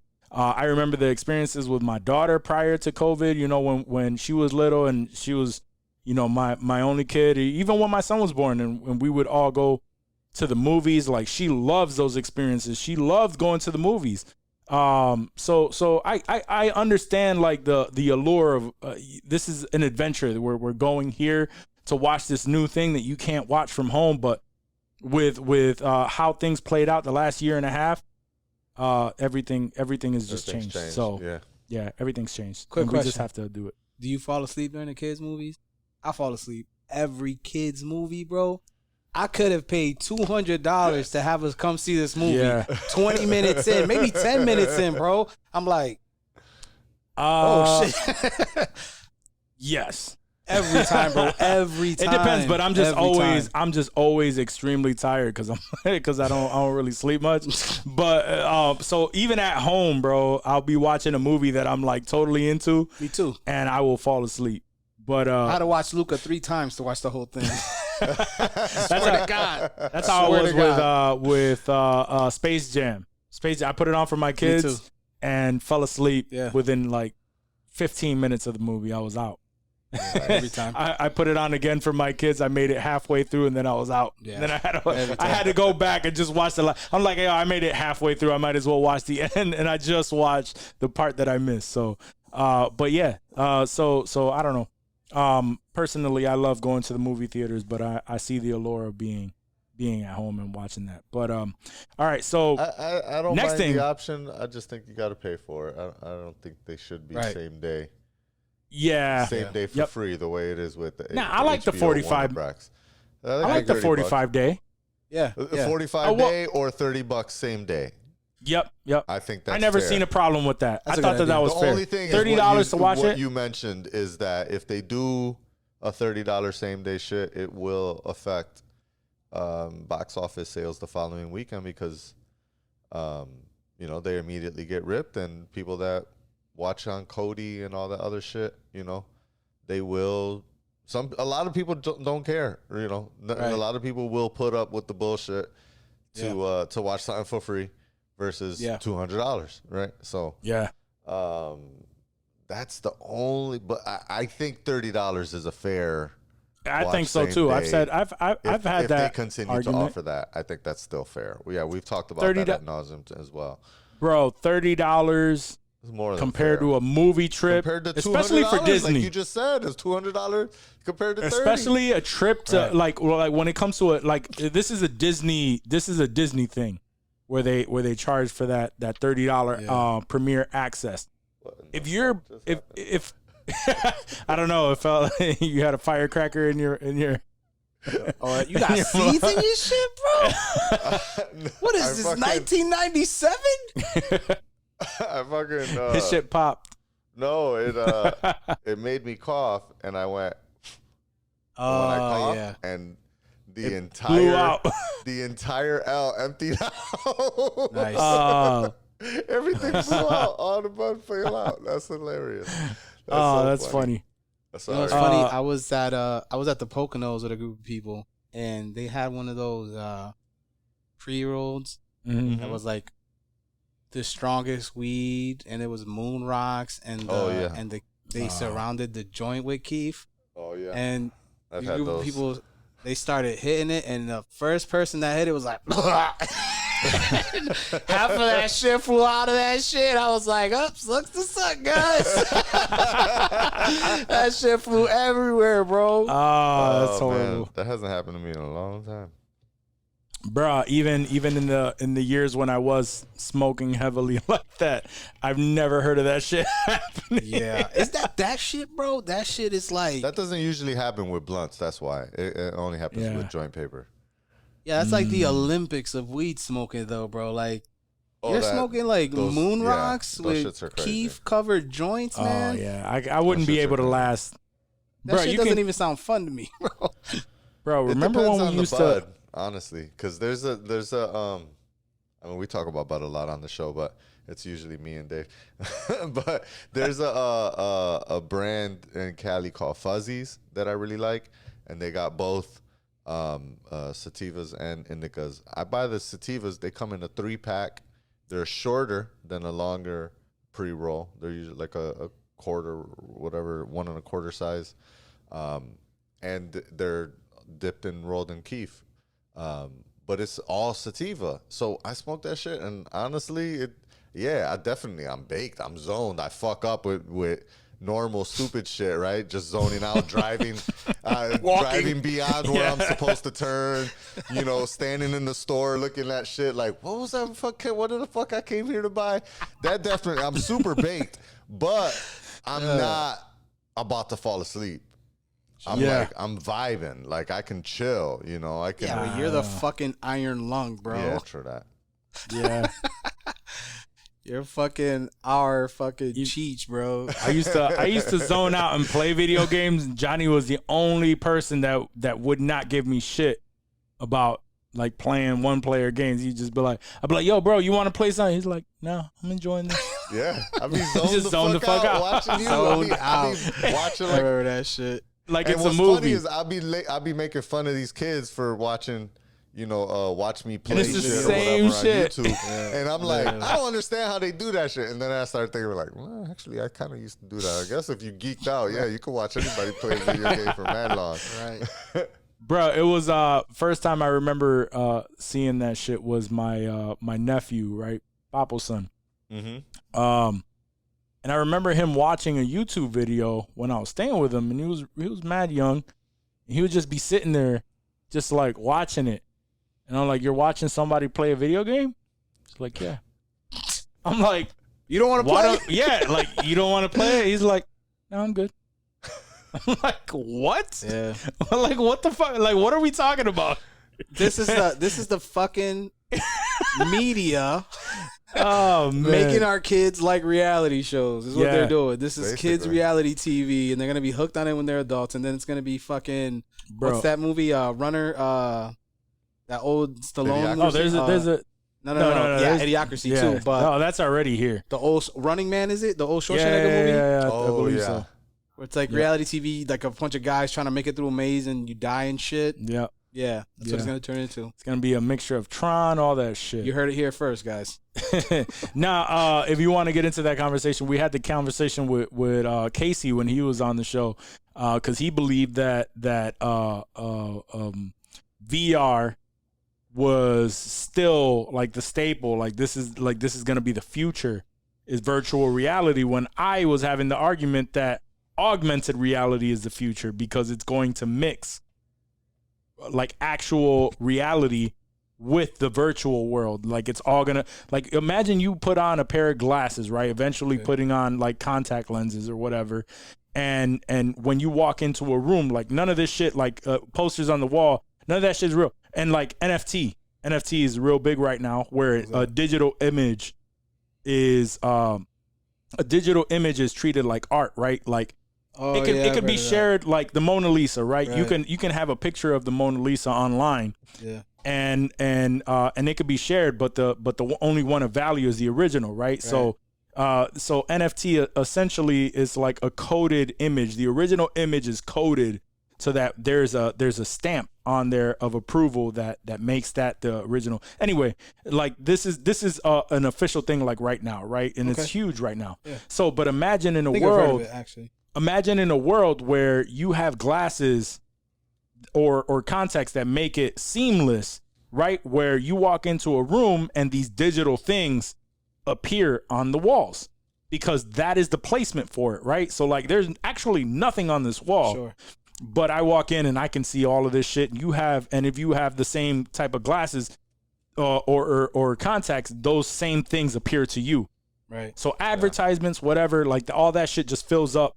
the world as we build it, to know that what's there is digital, but we can see it. Yeah, I mean, I guess that wouldn't surprise me. But it wouldn't surprise me, but I think that that's more of a realistic. I think that is more along the lines of where we will be, where digital meets reality, rather than fully encompassing ourselves in a digital world and leaving the reality behind. Maybe you can have both in the future. I feel I'm a toss up. Yeah, I'm sure we will. Because I feel like there's a lot of people who would absolutely not leave their house and live in a fake world. Yeah. They're all over Twitter, bro. Yeah. So like I could see both. I could see both too. I feel like I would be the old grumpy guy who's like, normal people would do both. Like normal people would, and by normal I mean people that leave the house. You would rock your AR glasses when you leave, right? You want to interact with the rest of the world, so you throw on your AR glasses, your AR contacts, whatever, and you take off, and you get a digital version that interacts with the real world life. Your car, I'm sure, is probably driving you by that point, and it's interacting with the real world with augmented shit in the windows, and then when you come home, you throw on your VR goggles and you enter a different world. Maybe, man. I don't know. It feels like all this shit is leading to the Matrix, bro. It is. And you know what? I'm not with the shits, bro. I am not with the shits. You probably won't be around for it, so that's all right. I probably won't. Thank God. I mean, Elon Musk. I don't think any of us will. I mean, God. Elon Musk already talked about it, right? Elon Musk already said. Yeah. I want to live forever. I want the nanobots to repair me, bring me back to 35 and forever. I don't want. I want to have a good run. Elon Musk already talked about it. How the future is making people cyborgs, where we're a little bit of both, and we are already an extension of that, right? We're in the beginning stages of that. Why? Because we are tethered to our cell phones. Yeah. Where that's the only thing that's really hasn't gotten us to the point of being cyborgs, right? Is that there's a separation of the information is here and it takes as long as however we have to access it, right? But we're already in the point where it's almost instantaneous, but the only way that we get to the point where it's cyborgs is like when we think about it and it appears, and make that connection between computer and mind almost seamless. And I think we're already in the beginning stages, bro. This next generation is already, like you said, doing multitasking numerous things online, with it even being detached, right? Let's just like, yo, there's one thing here, one thing here, one thing here, and they're doing it like it's no problem, right? So what's the next evolution from that? So yeah, I agree with you 100%. I would argue we're already there. I mean, we're in the beginning stages of it. Yeah, I would say that. Yeah, I would argue that we are there. We're in the beginning stages. The problem is you and I have, all three of us have grown up in an era where that shit didn't exist. Yeah. So we feel the disconnect still, right? Yeah. Even though we're completely immersed in this life too, right? There is still a feeling of a disconnect where it's not quite what the kids who don't know what it is to be alive without the internet. Yeah, your kids. I think it's a toss up. Yeah, my kids, your kids, like they grew up with it. Yeah, no question. But I feel like it's a toss-up still because I know old people that don't put their phone on the whole day. Yeah, I know. People on Facebook believing. I mean, there's gonna be like stories and shit. If anything, Johnny and I would probably be those individuals that keep up with the times, and we still don't know as much as these kids. Yeah, right. But we know enough to where like we can manage in that world, and we're not completely lost in it. Either. No, I'm not saying that you are. But some people are there, right?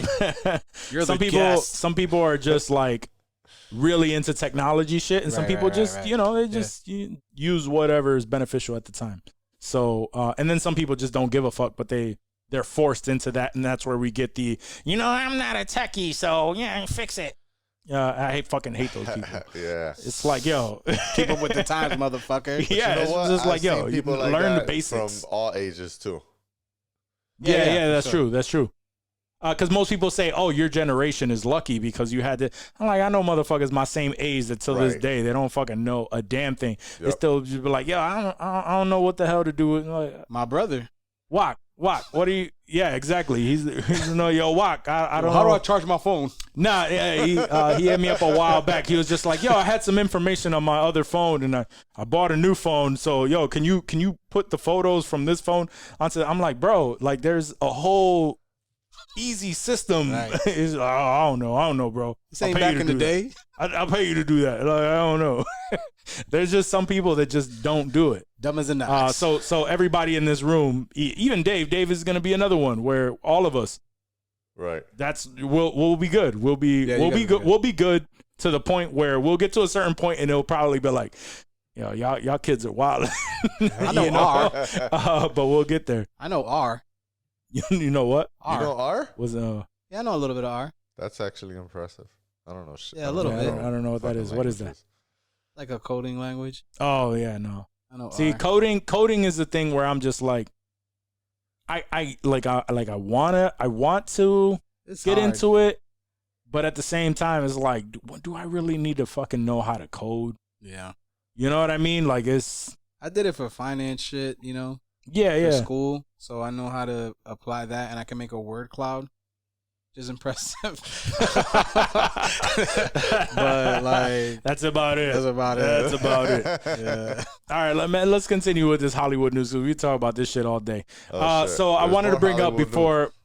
Yeah. Before we get into anything else, I wanted to bring up the fact that we all know Tim Burton. We talked about it before. Is coming out with a series for Netflix based on the Addams family titled Wednesday. Mm-hmm. So we finally have a cast, right? Catherine Zeta-Jones is set to play Morticia, and Luis Guzman Pachanga is set to play Gomez Addams. And I don't know how I feel about that. I have some faith in Catherine Zeta-Jones. She could probably pull off a Morticia. Yeah. But Luis Guzman, in every movie that I've seen him in, and it's not even like something recent, it's like, yes, Pachanga. Yeah. Right? Since when did Carlito's Way come out? Was that 90s, 80s? 80s, I think. That's pretty old.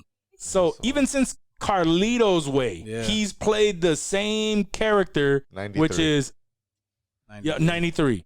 Which is Luis Guzman. Right. he plays the Pluto same Nash. character. Remember Pluto Nash? Yeah, exactly. You don't know why you don't know Pluto Nash is? Because you stupid. That's why. I'll fucks with Pachanga. I think he's going to do great. I mean, I fuck with him, but it's I don't know, man. As Gomez, you can't. I got to let go. I gotta let go. Let go. You gotta gotta let go. He's Exactly. not I gotta let go of Raul Julia, man. He's not gonna do that style. It's gonna be a whole different type of Gomez Addams, and you just gotta accept that for what that is. I feel you though. I already know I could just hear him. Morticia, what are you doing? Like, Yo, for real. Though. That's what I hear right now in my head. It's just like, and it's gonna be based on Wednesday. Wednesday, what are you doing? Hopefully we don't have to see him too often. Baby, you gotta do right, baby. Y'all seen Puerto Ricans in Paris? No. Nigga, what Why the would I watch fuck? that? What? Why would I watch I did that? not watch Puerto Ricans in Paris. Are you kidding me? I didn't even watch The Heights. I'm gonna watch Puerto Ricans in Paris. Yo, you know why you ain't watch Puerto Ricans in Paris? Cause you stupid. That's why. Yo. Yeah. So I don't know how I feel. I guess I do have to just let go of Raul Julia playing Gomez Addams because he set that bar so high, Right. so early, and it's just like it can't be mimicked. It would just Yeah, he can't do the old. He can't do that. He can't do that. Gonna try. Can't do Gomez. No. There's no way that he's gonna try. But still, even if you compare that Gomez Addams to what was Sean? Is it Sean? Who's the father? The father. Because Sean Astin is Goonies, right? Yeah. So his father is the one who played Gomez Addams in the original series. Oh, in the television series. Yeah, the television series. So, but that's what we have the reference Michael of, Tuck? right? Is John Astin. yeah, John Astin. yeah, I didn't even know that John was Astin. his. I had no idea that was his father. Yeah, that's his father, and Patty Duke is his mother. That's Yo, awesome. you're on your shit, son. I just you and remember the these. random facts. But yeah, he like did the original for sure. he did the original. He said that. There's like a specific. And Raul Julia there's a- didn't play it like him. He didn't, but it was still similar. It's still like in the same essence where they were like out there. They still had that same kind of energy. It was still funny. Like it was in that same The reason why Luis Guzman to me doesn't say that is because there still has to be some sort of ever. character. Yeah. There still has to be some sort of character acting in that Sure. to give you that same essence of him. And I don't know Luis Guzman to be a character actor at all. You know he's what, just though? he's just himself. I think that what I think is happening, and maybe I could be wrong, but I think that the original Gomez was the representation of Latins to Hollywood, right? Maybe And at the time. now he is a representation of Latins now, people I with guess. melanin, curly hair, New York City Latins and shit, you know what I mean? I see what you're People saying. expect us all to be that way because Gomez was like Caramilla, you know what I'm saying? Like, Yeah. like fucking, what's his dude name? Ricky Ricardo type shit, you know what I mean? Yeah. And now maybe he's the representation of it now Yeah, you're not wrong on that. to Hollywood, To Hollywood. They see us all the same, This bro. is gonna- Don't and that- sleep. There's So gonna be a whole be different type of Addams family where it's like street. yeah. There's gonna be Did you our watch the kids- verses, Caramilla? our kids are gonna grow up with this series and then then Luis Guzman is gonna be the standard. That kind of makes Right. me sad. But maybe he Yeah, I like, mean, he Miles represents Morales Latinos. was something different, That's true. And that shit is fire. Yeah. Oh yeah. I don't know. We'll see. Yeah. No, you're right. But it wasn't. It wasn't. So the only thing that I would have to say with that is that it didn't mess with the initial character. It was a character separate from the original. So it's Gotcha. just like True. different. Yeah, that's true. You know what I'm saying? Like Yeah, different variations of something That's true. down the line. But either way, we'll see what he does. The biggest thing is like the only thing that gives it credit, but yet I don't really know if I really rely on it too much is the fact that Tim Burton is attached, but Tim Burton as of late is hit or miss on the things that he's involved in. What's the last few Skinny things he did? trees. That's what I know. There's gonna be some. Skinny in trees. that There's shit. certain. Yeah, there's gonna be some skinny trees. Is There's he gonna be a lot directing of. or he's just producing? Let me see. I believe. I mean, his name is completely attached to this. But as far as his involvement for Wednesday, it says definitely executive producing. Let's see. Let's get to his directing. Yeah, he's directing multiple shows. Oh yeah, be a lot of stick figure shit in the background. Yep. So all 8 episodes, he's directing it, and he's and Beetlejuice too. I forgot. Is it new Beetlejuice? Yeah, I forgot that was announced. Jenna Ortega is going to be Wednesday Addams. Yep. Who's Jenna Ortega? She fired? Find out. The last thing he did was Dumbo, which Dumbo to me wasn't bad. She was in I didn't even watch it. Yeah. Oh yeah. Yeah, I know she is. She looks like she's gonna be a good Wednesday. I bet she is. So we'll see. I don't know. We'll see how that all plays out. The only I think Catherine Zeta-Jones is gonna be a pretty good Morticia. My only reservations is with Louise. But we'll see how it goes. But Catherine Zeta-Jones is on it. You know what I mean? She's not gonna get on some bullshit. No. That's what I'm saying. I have more faith. I have more faith in her being Morticia than I do him being Gomez. But we'll see, man. I mean, he had to wow them. Catherine Zeta-Jones, does she have any Latin or Spanish culture in her? She like always plays like she does. She does, and I'm wondering if like skin. No, she's Welsh. Bring out. She's Welsh. Oh, so dark features. She's just those dark features. You know, they're trying to slide her into apparently a Latin family. You got a Latina playing Wednesday and Pachanga playing Gomez Addams, and then they try to slide her in like she's a. Morticia never gave me the vibes of being Latina. I know, it was always Gomez. Like in this reboot, they're trying to make them a Latino family. Gotcha. By this is George casting Lopez. Catherine Zeta-Jones as a Latina-looking actress. Yeah, you're not wrong on that. You're not wrong.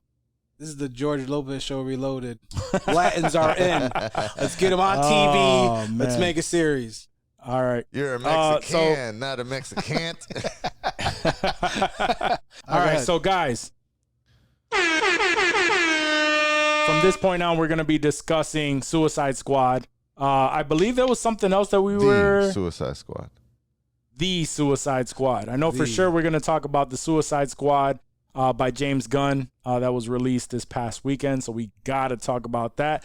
And I'm sure we'll figure something out that's also spoiler alertish. So if you haven't seen Suicide Squad, because that's going to be the remainder, that's going to be the main focus of this spoiler segment, please fall off and then come back to us at a later time. But guys, thank you for making it this far. If you've made it here, and remember to rate, review, subscribe on Apple Podcasts. Remember to have your friends and family follow us on any podcast app that they enjoy, and check us out on YouTube. All right? Sure. Peace. All right, you want to get into this spoiler segment? Let's get into this Suicide Squad. All right, so we had two out of three of us had the opportunity of watching The Suicide Squad by James Gunn. Honestly, bro, it was good. It was very good. The reason why I went into it with I wouldn't say high expectations, but I thought that it was going to be promising because James Gunn is responsible for the Guardians of the Galaxy, and I didn't know those characters at all prior to the movies coming out in the MCU. And I was thinking the same shit. It's just like, what? Rocket Raccoon? Like, Groot is a fucking tree? Like, what the fuck is this? Yeah. And it ends up being, like, one of my favorite, series in the MCU. Mad dope. Because it's hilarious. It's, like, just the way that he did everything was great. The music, everything. And then that's what turned me on to James Gunn. So when I found out that he was actually taking over the Suicide Squad, after being fired from the MCU right initially, he was fired from Marvel over some. He got Me Too. There was some tweets from years and years ago or something. And then once it blew over, they brought him right back. Right, that's how they knew how that was. As soon as it blew over, honestly, it wasn't the worst. But it wasn't bad. Yeah, it wasn't crazy. It was bad, but it wasn't like some of the other people that really got out there. It was. I I can't don't even know. remember Is this what something it we're gonna was. say off air? What's that? I don't know. Is it something we have to say off air? No. I'm interested to know. I never heard it. I didn't mean to cut you No, off. no, no. Sorry. No, that's good. I'm gonna look it up right here. How he got fired for He's just way faster than I offensive am. tweets. That McQuaid typing, bro. Cool. Yeah. He said among the tweets that forced Disney's hand was, "I like when little boys touch me in my silly place." Oh yeah, that's. Whoa. Or Come on, man. Okay, so it was pretty never bad. mind. Maybe about the not thing not being that's so pretty bad. bad. The other thing he said Yeah, is the never best mind thing that. about being raped is when you're done being raped and it's like, whoo, this feels great, not being raped. That's terrible. There were other satire jokes that about was 9/11, very bad. AIDS, and the Holocaust. Yeah, there's no way he's Oh sticking wow. around. That just shows you how little Warner Brothers gives a fuck. They're like, fuck Right. it, bring him over. Bring him over. Yeah. We need You know why? something. Because nobody gives a fuck. No, but I want to say that it blew over. He got fired from Guardians 3. Yeah. And he was, it was very vocal about that. I just don't think it was spread out as far as they thought. And after a while, when it blew over and no one was talking about it again, because he is tied to Guardians 3 still, right? He's somehow, I'm looking at it. It says that he was reinstated for Guardians 3 as the writer-director. Exactly. So he's definitely So he is back still on Guardians attached. 3. Huh. Exactly. So How is he able to do both universes? That's crazy. Doesn't matter, man. He's the man. So He so is. back to when it comes to this, he knows what the fuck he's doing. Those tweets are wild. Yeah, that's fucking But let's crazy, son. let's focus on the Suicide Squad. So the Suicide Squad, first 10 minutes, right? And Dave was saying that he actually didn't like the fact that it was Deadpool 2-esque where everyone was just like dying off right away because he felt like it was more of a copy of that. I don't agree with that. I thought I don't think so. I thought that it was good entertainment because you knew there were some characters that were on there that was a little bit odd, off the wall and stuff, but I still didn't see them all getting like murked out. I didn't see that within coming. the first 10 Like he minutes. said he saw it coming the whole way. And I was like, I didn't see it coming the whole Me way. neither. Like These were all Pete Davidson got shot in his face. Like within the first 7 minutes, I was excited and shocked at the same time. And then everybody just started getting murked. And then I was like, oh, okay, they're doing like Deadpool kind of in a way. But I still found it hilarious. Like, it Bro, didn't I thought it bother was me. the most hilarious shit when the Weasel. That was They made this. So it starts off they're in a helicopter. No way, the Weasel is dead already. They start off in a helicopter, right? And they make this whole big deal because this Weasel he's just like looking all weaselish, like crazy and shit. They're like, yo, what the fuck is that? What kind of dog is that? And they're going back and forth like, yo, what fucking kind of dog do you think that is? And then it was Pete Davidson. Somebody says something like, oh, he's a werewolf. He's like, yo, this is a fucking werewolf. And he starts like freaking out, right? So it's like this big old thing about him. And then they get and they all laugh or whatever. And then they get to the point where they get to the drop-off place, so they all jump out. The Weasel jumps out too. And then he starts instantly drowning the second he gets into the water, and the people who are watching them are just like, did anybody make sure that the Weasel could swim? And everybody's like, yo, so the Weasel's drowning and shit. So I found that shit fucking hilarious, right? They get onto the beach and they're like, yo, the Weasel's dead, yo. And then shit starts going off and they start, they all start fucking dying. The dude with the dude from Firefly, who his only power, he's like, yo, I got this. I thought it was gonna be like some majestic ass power, and his arms just detached, floated to the enemy and started smacking him and shit. I'm like, yo, what the fuck? That was the craziest shit. He starts TDK smacking stands for people. The Detachable Kid, which is apparently based on some comic book, some obscure comic book like joke or whatever. And these honors really just popped out, and then he's like, Oh God! It was hilarious. Yeah, they all so that to whole, die.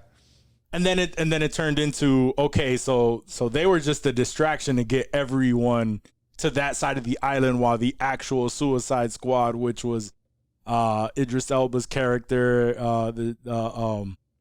the shark, Polka Dot, King Shark, Polka Dot Man. You know that King Shark was voiced by Sylvester Stallone? Yeah. No way. Yep. It was so good. I didn't catch it the first time. The second time I watched it, I seen it pop up in like the opening credits, and I was like, Sylvester Stallone? Who the fuck is he playing? And I was like, King Shark. He's got to be the shark because his voice the second, matches so perfect. The second he like, sends, he is like, hand. And you can see his mouth go sideways like, Yeah. Yo, it was so good. You could hear it. Yo, there's it's the movie is funny. It's a surprising movie, especially for DC, and everyone is screaming for James Gunn to take over the DC universe to make more.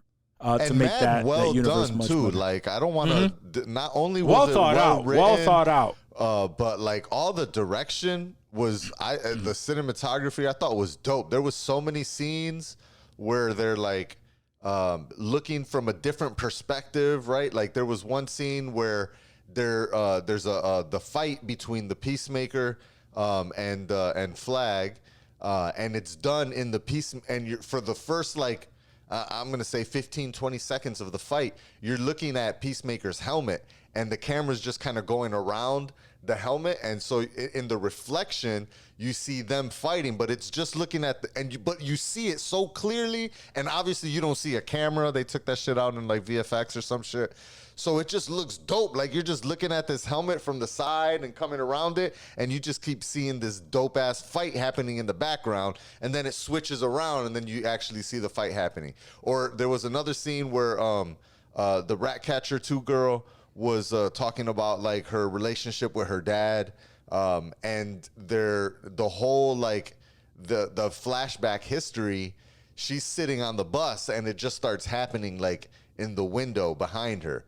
Like that shit was dope as hell. Like it was just like a vivid flashback happening as she's narrating the story. So it doesn't take you into anything. It doesn't take you out of the story. You know what I mean? You're just seeing it as she's narrating. I thought that was dope as fuck. I loved how every single time there was like instead of having like a title card sequence, like it was built into a part of the scene, right? There was like around the toilet rim, it was like 3 days earlier. And then there was like the smoke turned into Operation Harley. And there was all these parts where you're like, instead of just, standard words on screen, it was like, it just made it part. It was fucking a well done movie, like all the way around. It was super ass funny. It was fucking well directed, dope ass cinematography, great cast. I think they did an amazing job casting those people. They did. Idris Elba did amazing. Idris Elba was dope as fuck. John Cena, I didn't expect to be so good. And when they first announced that the spinoff series with John Cena, I was like, really? Like, I don't fuck with John Cena like that. But after seeing this, I'm kind of like, yo, I'm kind of interested to see how they make this John Cena character just fucking run around the world saving shit. And it's written by James Gunn.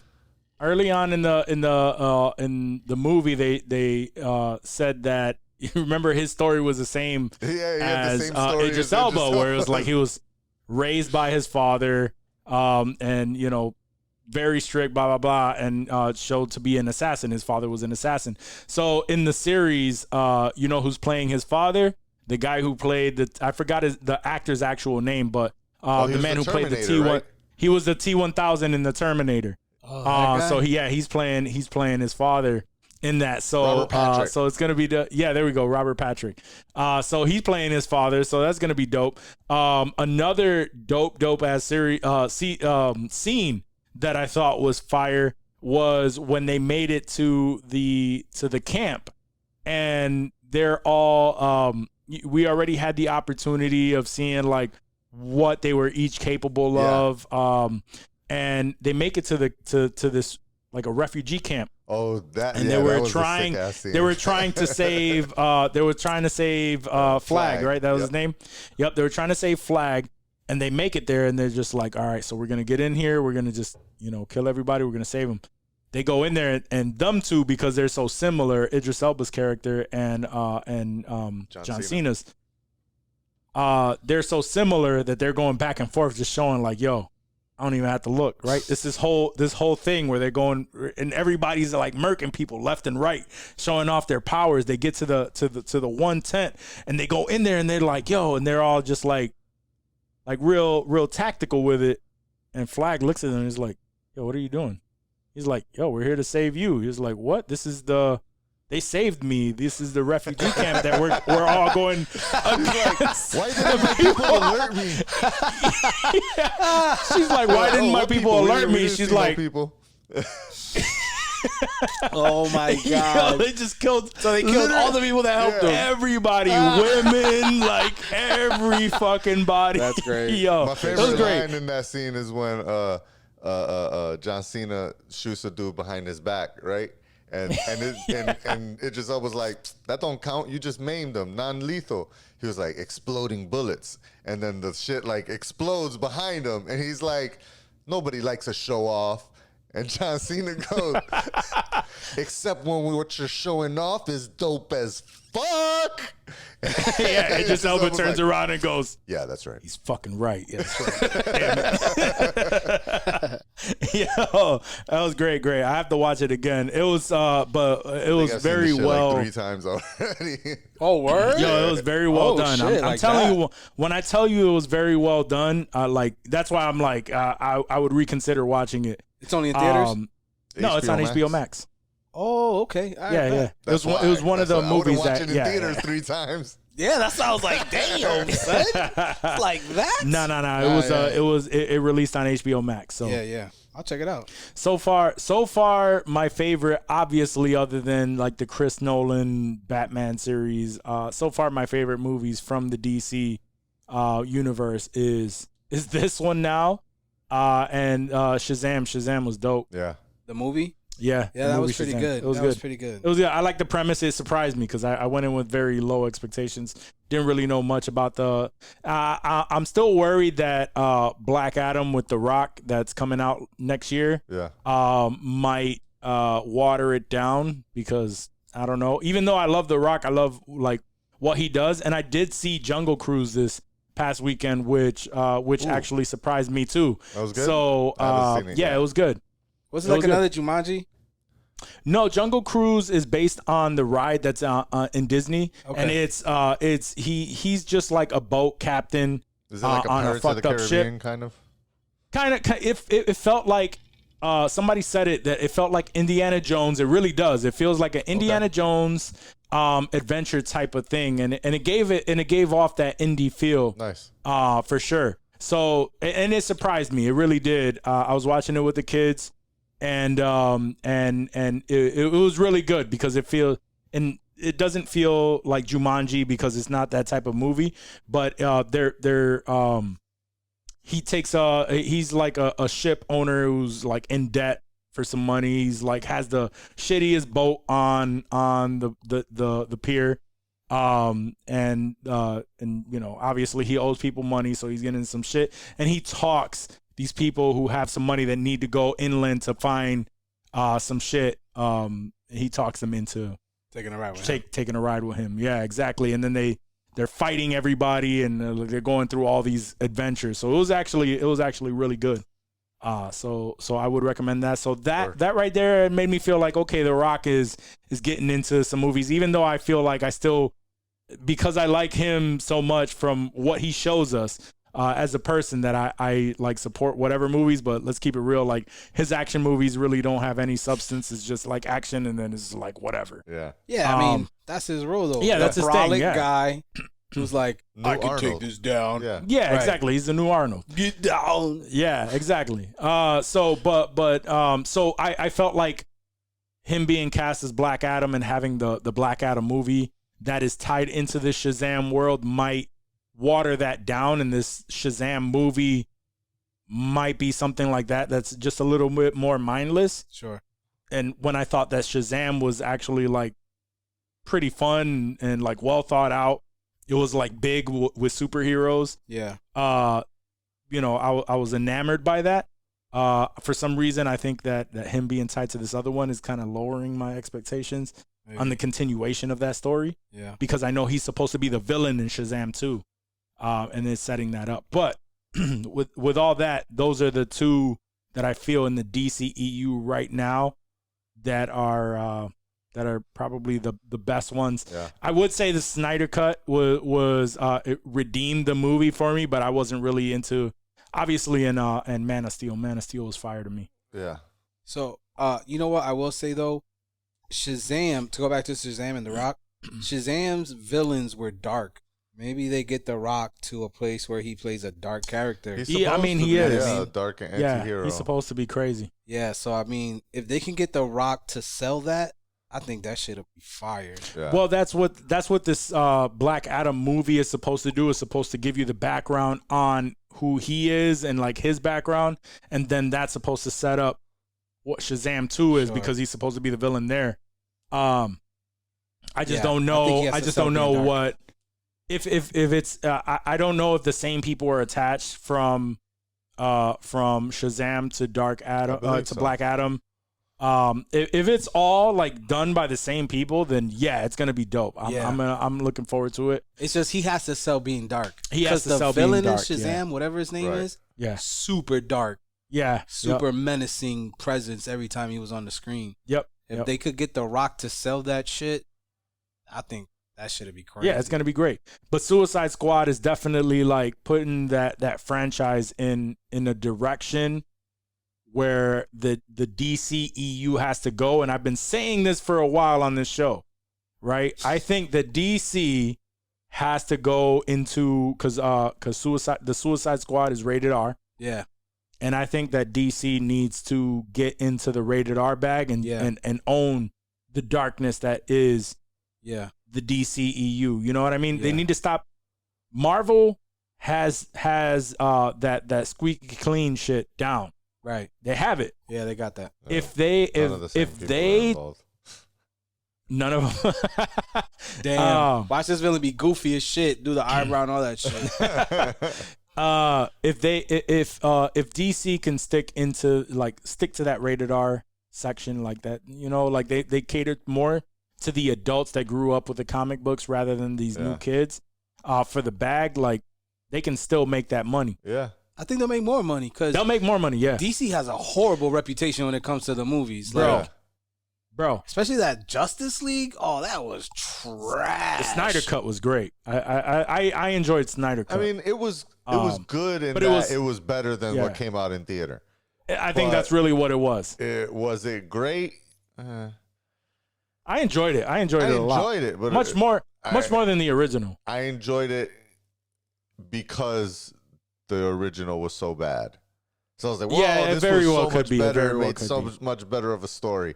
But if the Snyder Cut is what was released when they released in theaters, I would have probably walked out of there like, this is a good movie, but it was 3 hours fucking long, and I'm not sure like I got a lot out of that. That was 3 hours long, son? The Snyder Cut is 4. 4 hours. It's like 4, right? Yeah. Nah, son. I mean, people are watching it in sections. I don't think anybody is like, well, a few people watch it all the way through. I watched it straight through the first time. Yeah. But some people, I watched it in sections. But it was like a experience. Like I chunked out part of my day, and I was like, I'm gonna sit down and watch this whole shit because it just came out. But yeah. If you think about it, because it was done that 5 years ago or whatever they originally came out. It was they were going for whether they should release it as a full movie or like cut it up so that it's like a mini series. Sure. So you could definitely cut it up, and you can watch it in 4 parts, and it's separated. Like you'll see when the different sections come in, like and you can separate it that way if you wanted to. But yeah, it was definitely it was much better. But rated R, I think that's where they have to go. And the success of taking it the rated R route. We already have 2 examples, right? Joker, with Joaquin Phoenix. Oh yeah, directed by Todd Phillips. That was dope. Yep, that was dope. That was rated R. So good. Whole different So take on it. dark. Yep. So good. Word. And the Suicide Squad, Yeah. rated R. A lot of head explosions, a lot of And crazy you could even shit. throw in Deadpool just to Death. as an overall comic movie. Not the same universe, but also not Disney at the time. Yep. And it just showed that it doesn't have to be. Well, if happy we're shit. gonna throw in Deadpool, Logan, because Logan was rated R As and well. that was successful. Logan was Exactly. fire. Yeah, exactly. All of those Exactly. movies So were fire. comic book movies being rated R, there's a big market, and they all like broke records because of how many people wanted that. Yeah. They just wanted that. So, I think DC needs to just get into that bag. Once they get into that bag, they can have certain characters that are probably like PG-13, like squeaky clean. They can still do it, like Superman, right? But yeah, like Superman or something like that. Sure. And they're already getting into all that because we already talked about how what's his name? Michael B. Jordan is gonna be making a movie Superman. about the Black Superman. Yeah, Oh, Val-El instead of I Kal-El. heard about that. So they're already like starting to dig, but I think Zod, rated he's a R is Zod. where they need to go. Yeah, Val-Zod. I feel like the Marvel heroes, most of them are like clean cut, but a lot of the DC heroes have dark sides to them too, and they don't try. Like initially, they weren't showing that in the movie. No, they weren't. Right. Yeah, but they need to show that because that's what makes the DC characters Agreed. strong. Bro, if you read a Batman comic book or any of those, like it's dark. Like they get into some craziness. If they make I think I've said this before too, but if they make the Dark Metal series into a rated R movie, which is the different Jokers from different universes, they all and it's Batman Who Laughs, which is over there, which is Batman who turns into the Joker, and he's both Joker and Batman.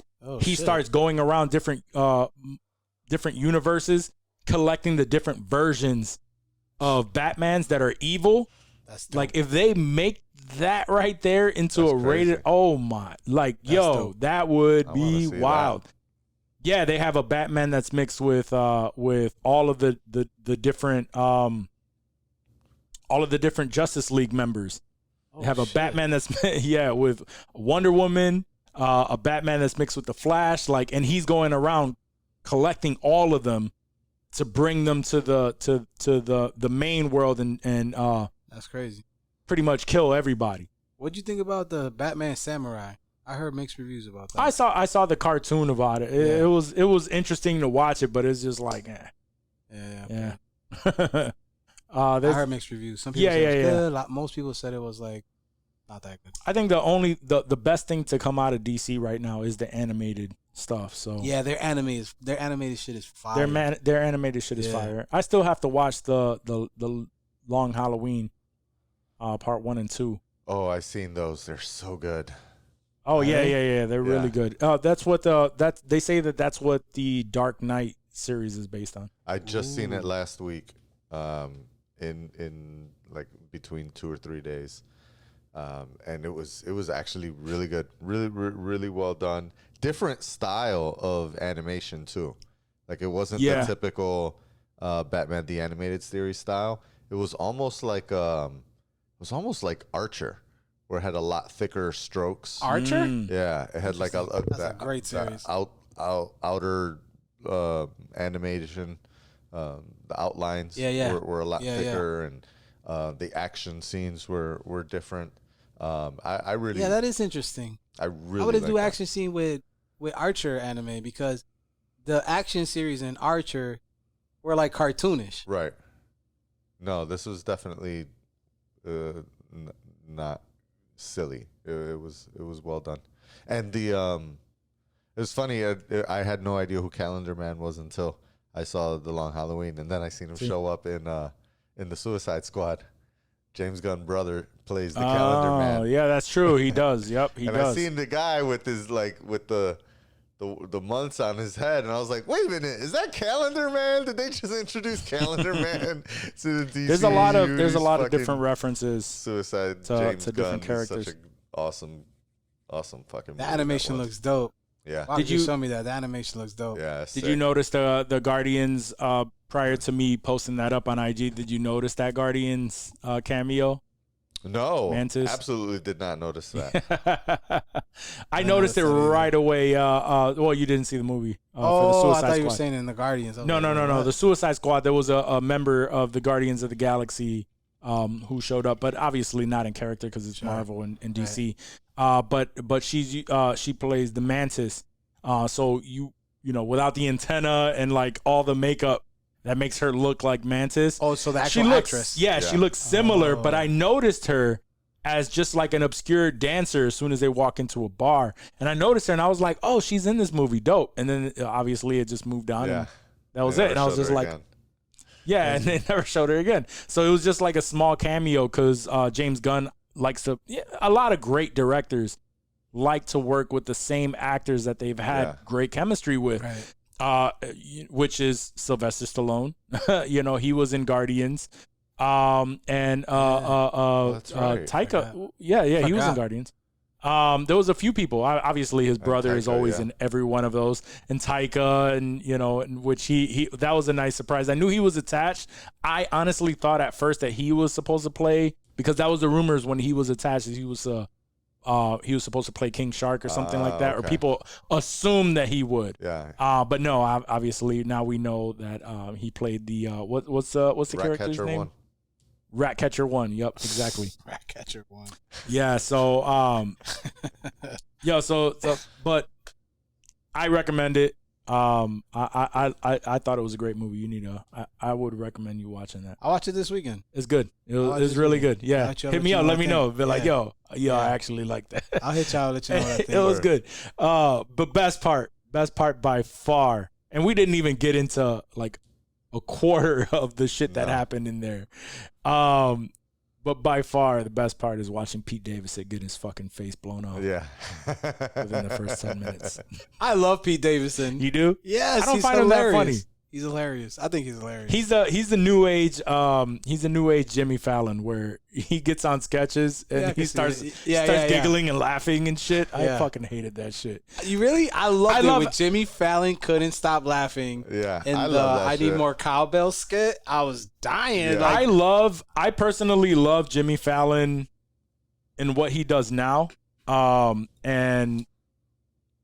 as far as like his. Like when he was on Saturday Night Live, I wasn't a huge fan of like what he would do.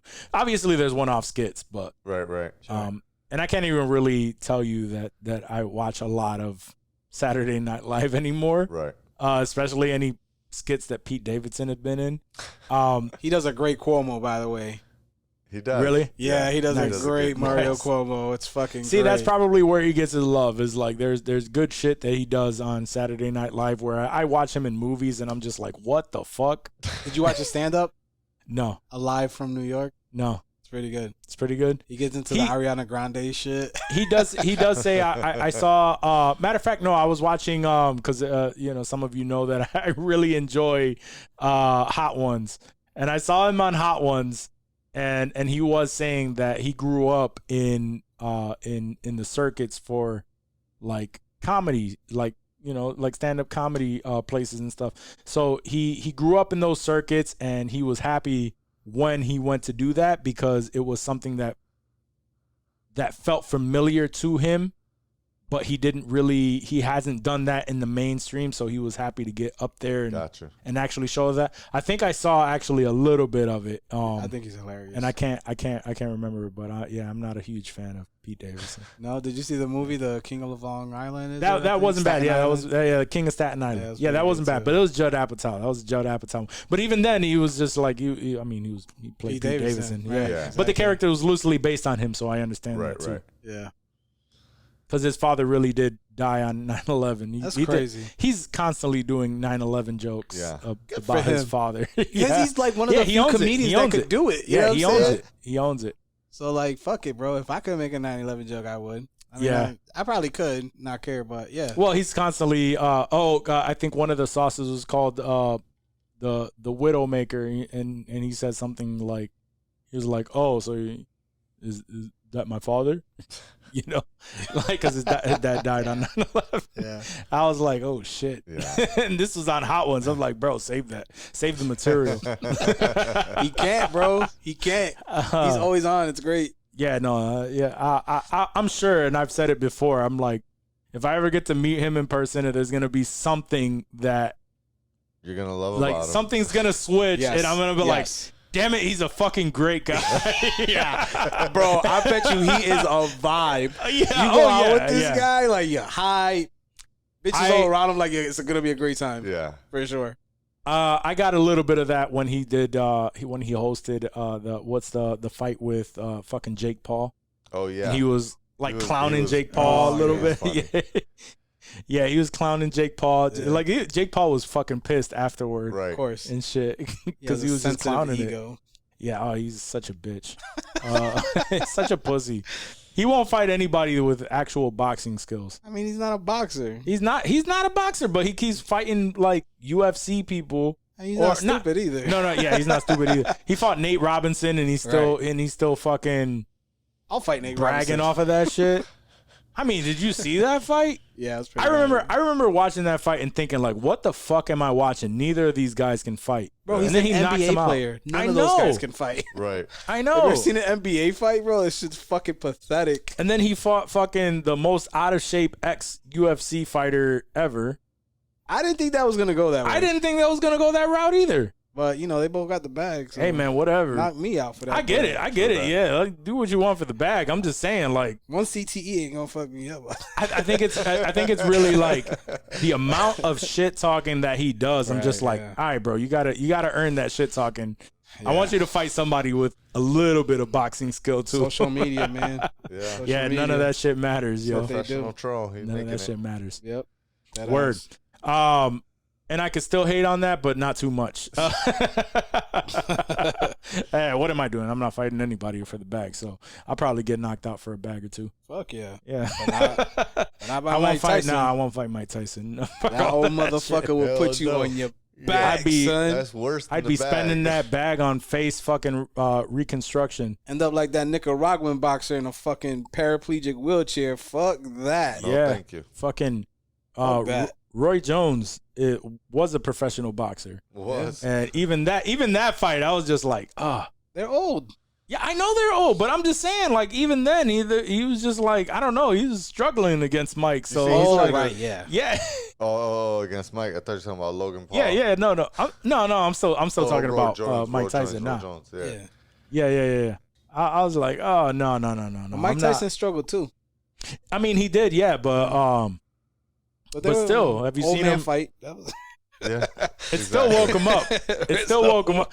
Old man fight, but that old man will knock me the fuck out. Oh yeah, I seen the videos of Mike Tyson training. I was like, yo, shit, fuck all that. Out of here. Nope. I right out of that. And like you said, he ain't stupid because Jake Paul ain't calling out no Mike Tyson. Right. He befriended him. Mike Tyson was in his corner. It's just like, yo, he's such a good guy. He's great. He might be. You don't know. This guy might be an awesome guy, and he's just a fucking. Oh yeah, no. I mean, he's. I truly believe he's a troll. Just because question. I mean, there's money in it. He just is. There's money in it. Everybody's involved. All right, guys. Is that all we have? Yes, I'm good. I love his delayed reaction. He was reading something. Even back in the day, you don't remember you asked to do something? He'd be like, yeah. Guys, thank you so much for tuning in to this episode of Insensitive Culture. As we said before, please have your friends rate, review, subscribe to our Apple Podcast channel as well as YouTube, man. If you're not watching us on YouTube, please tune in and check us out. Give us some views.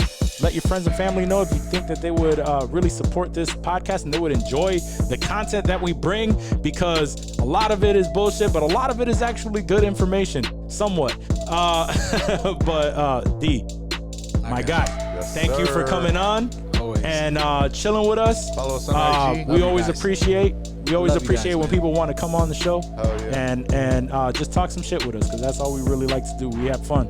You know, y'all my brothers, man. I love yes, you guys. sir. We love you too, bro. Guys, again, thank you for tuning in. Peace.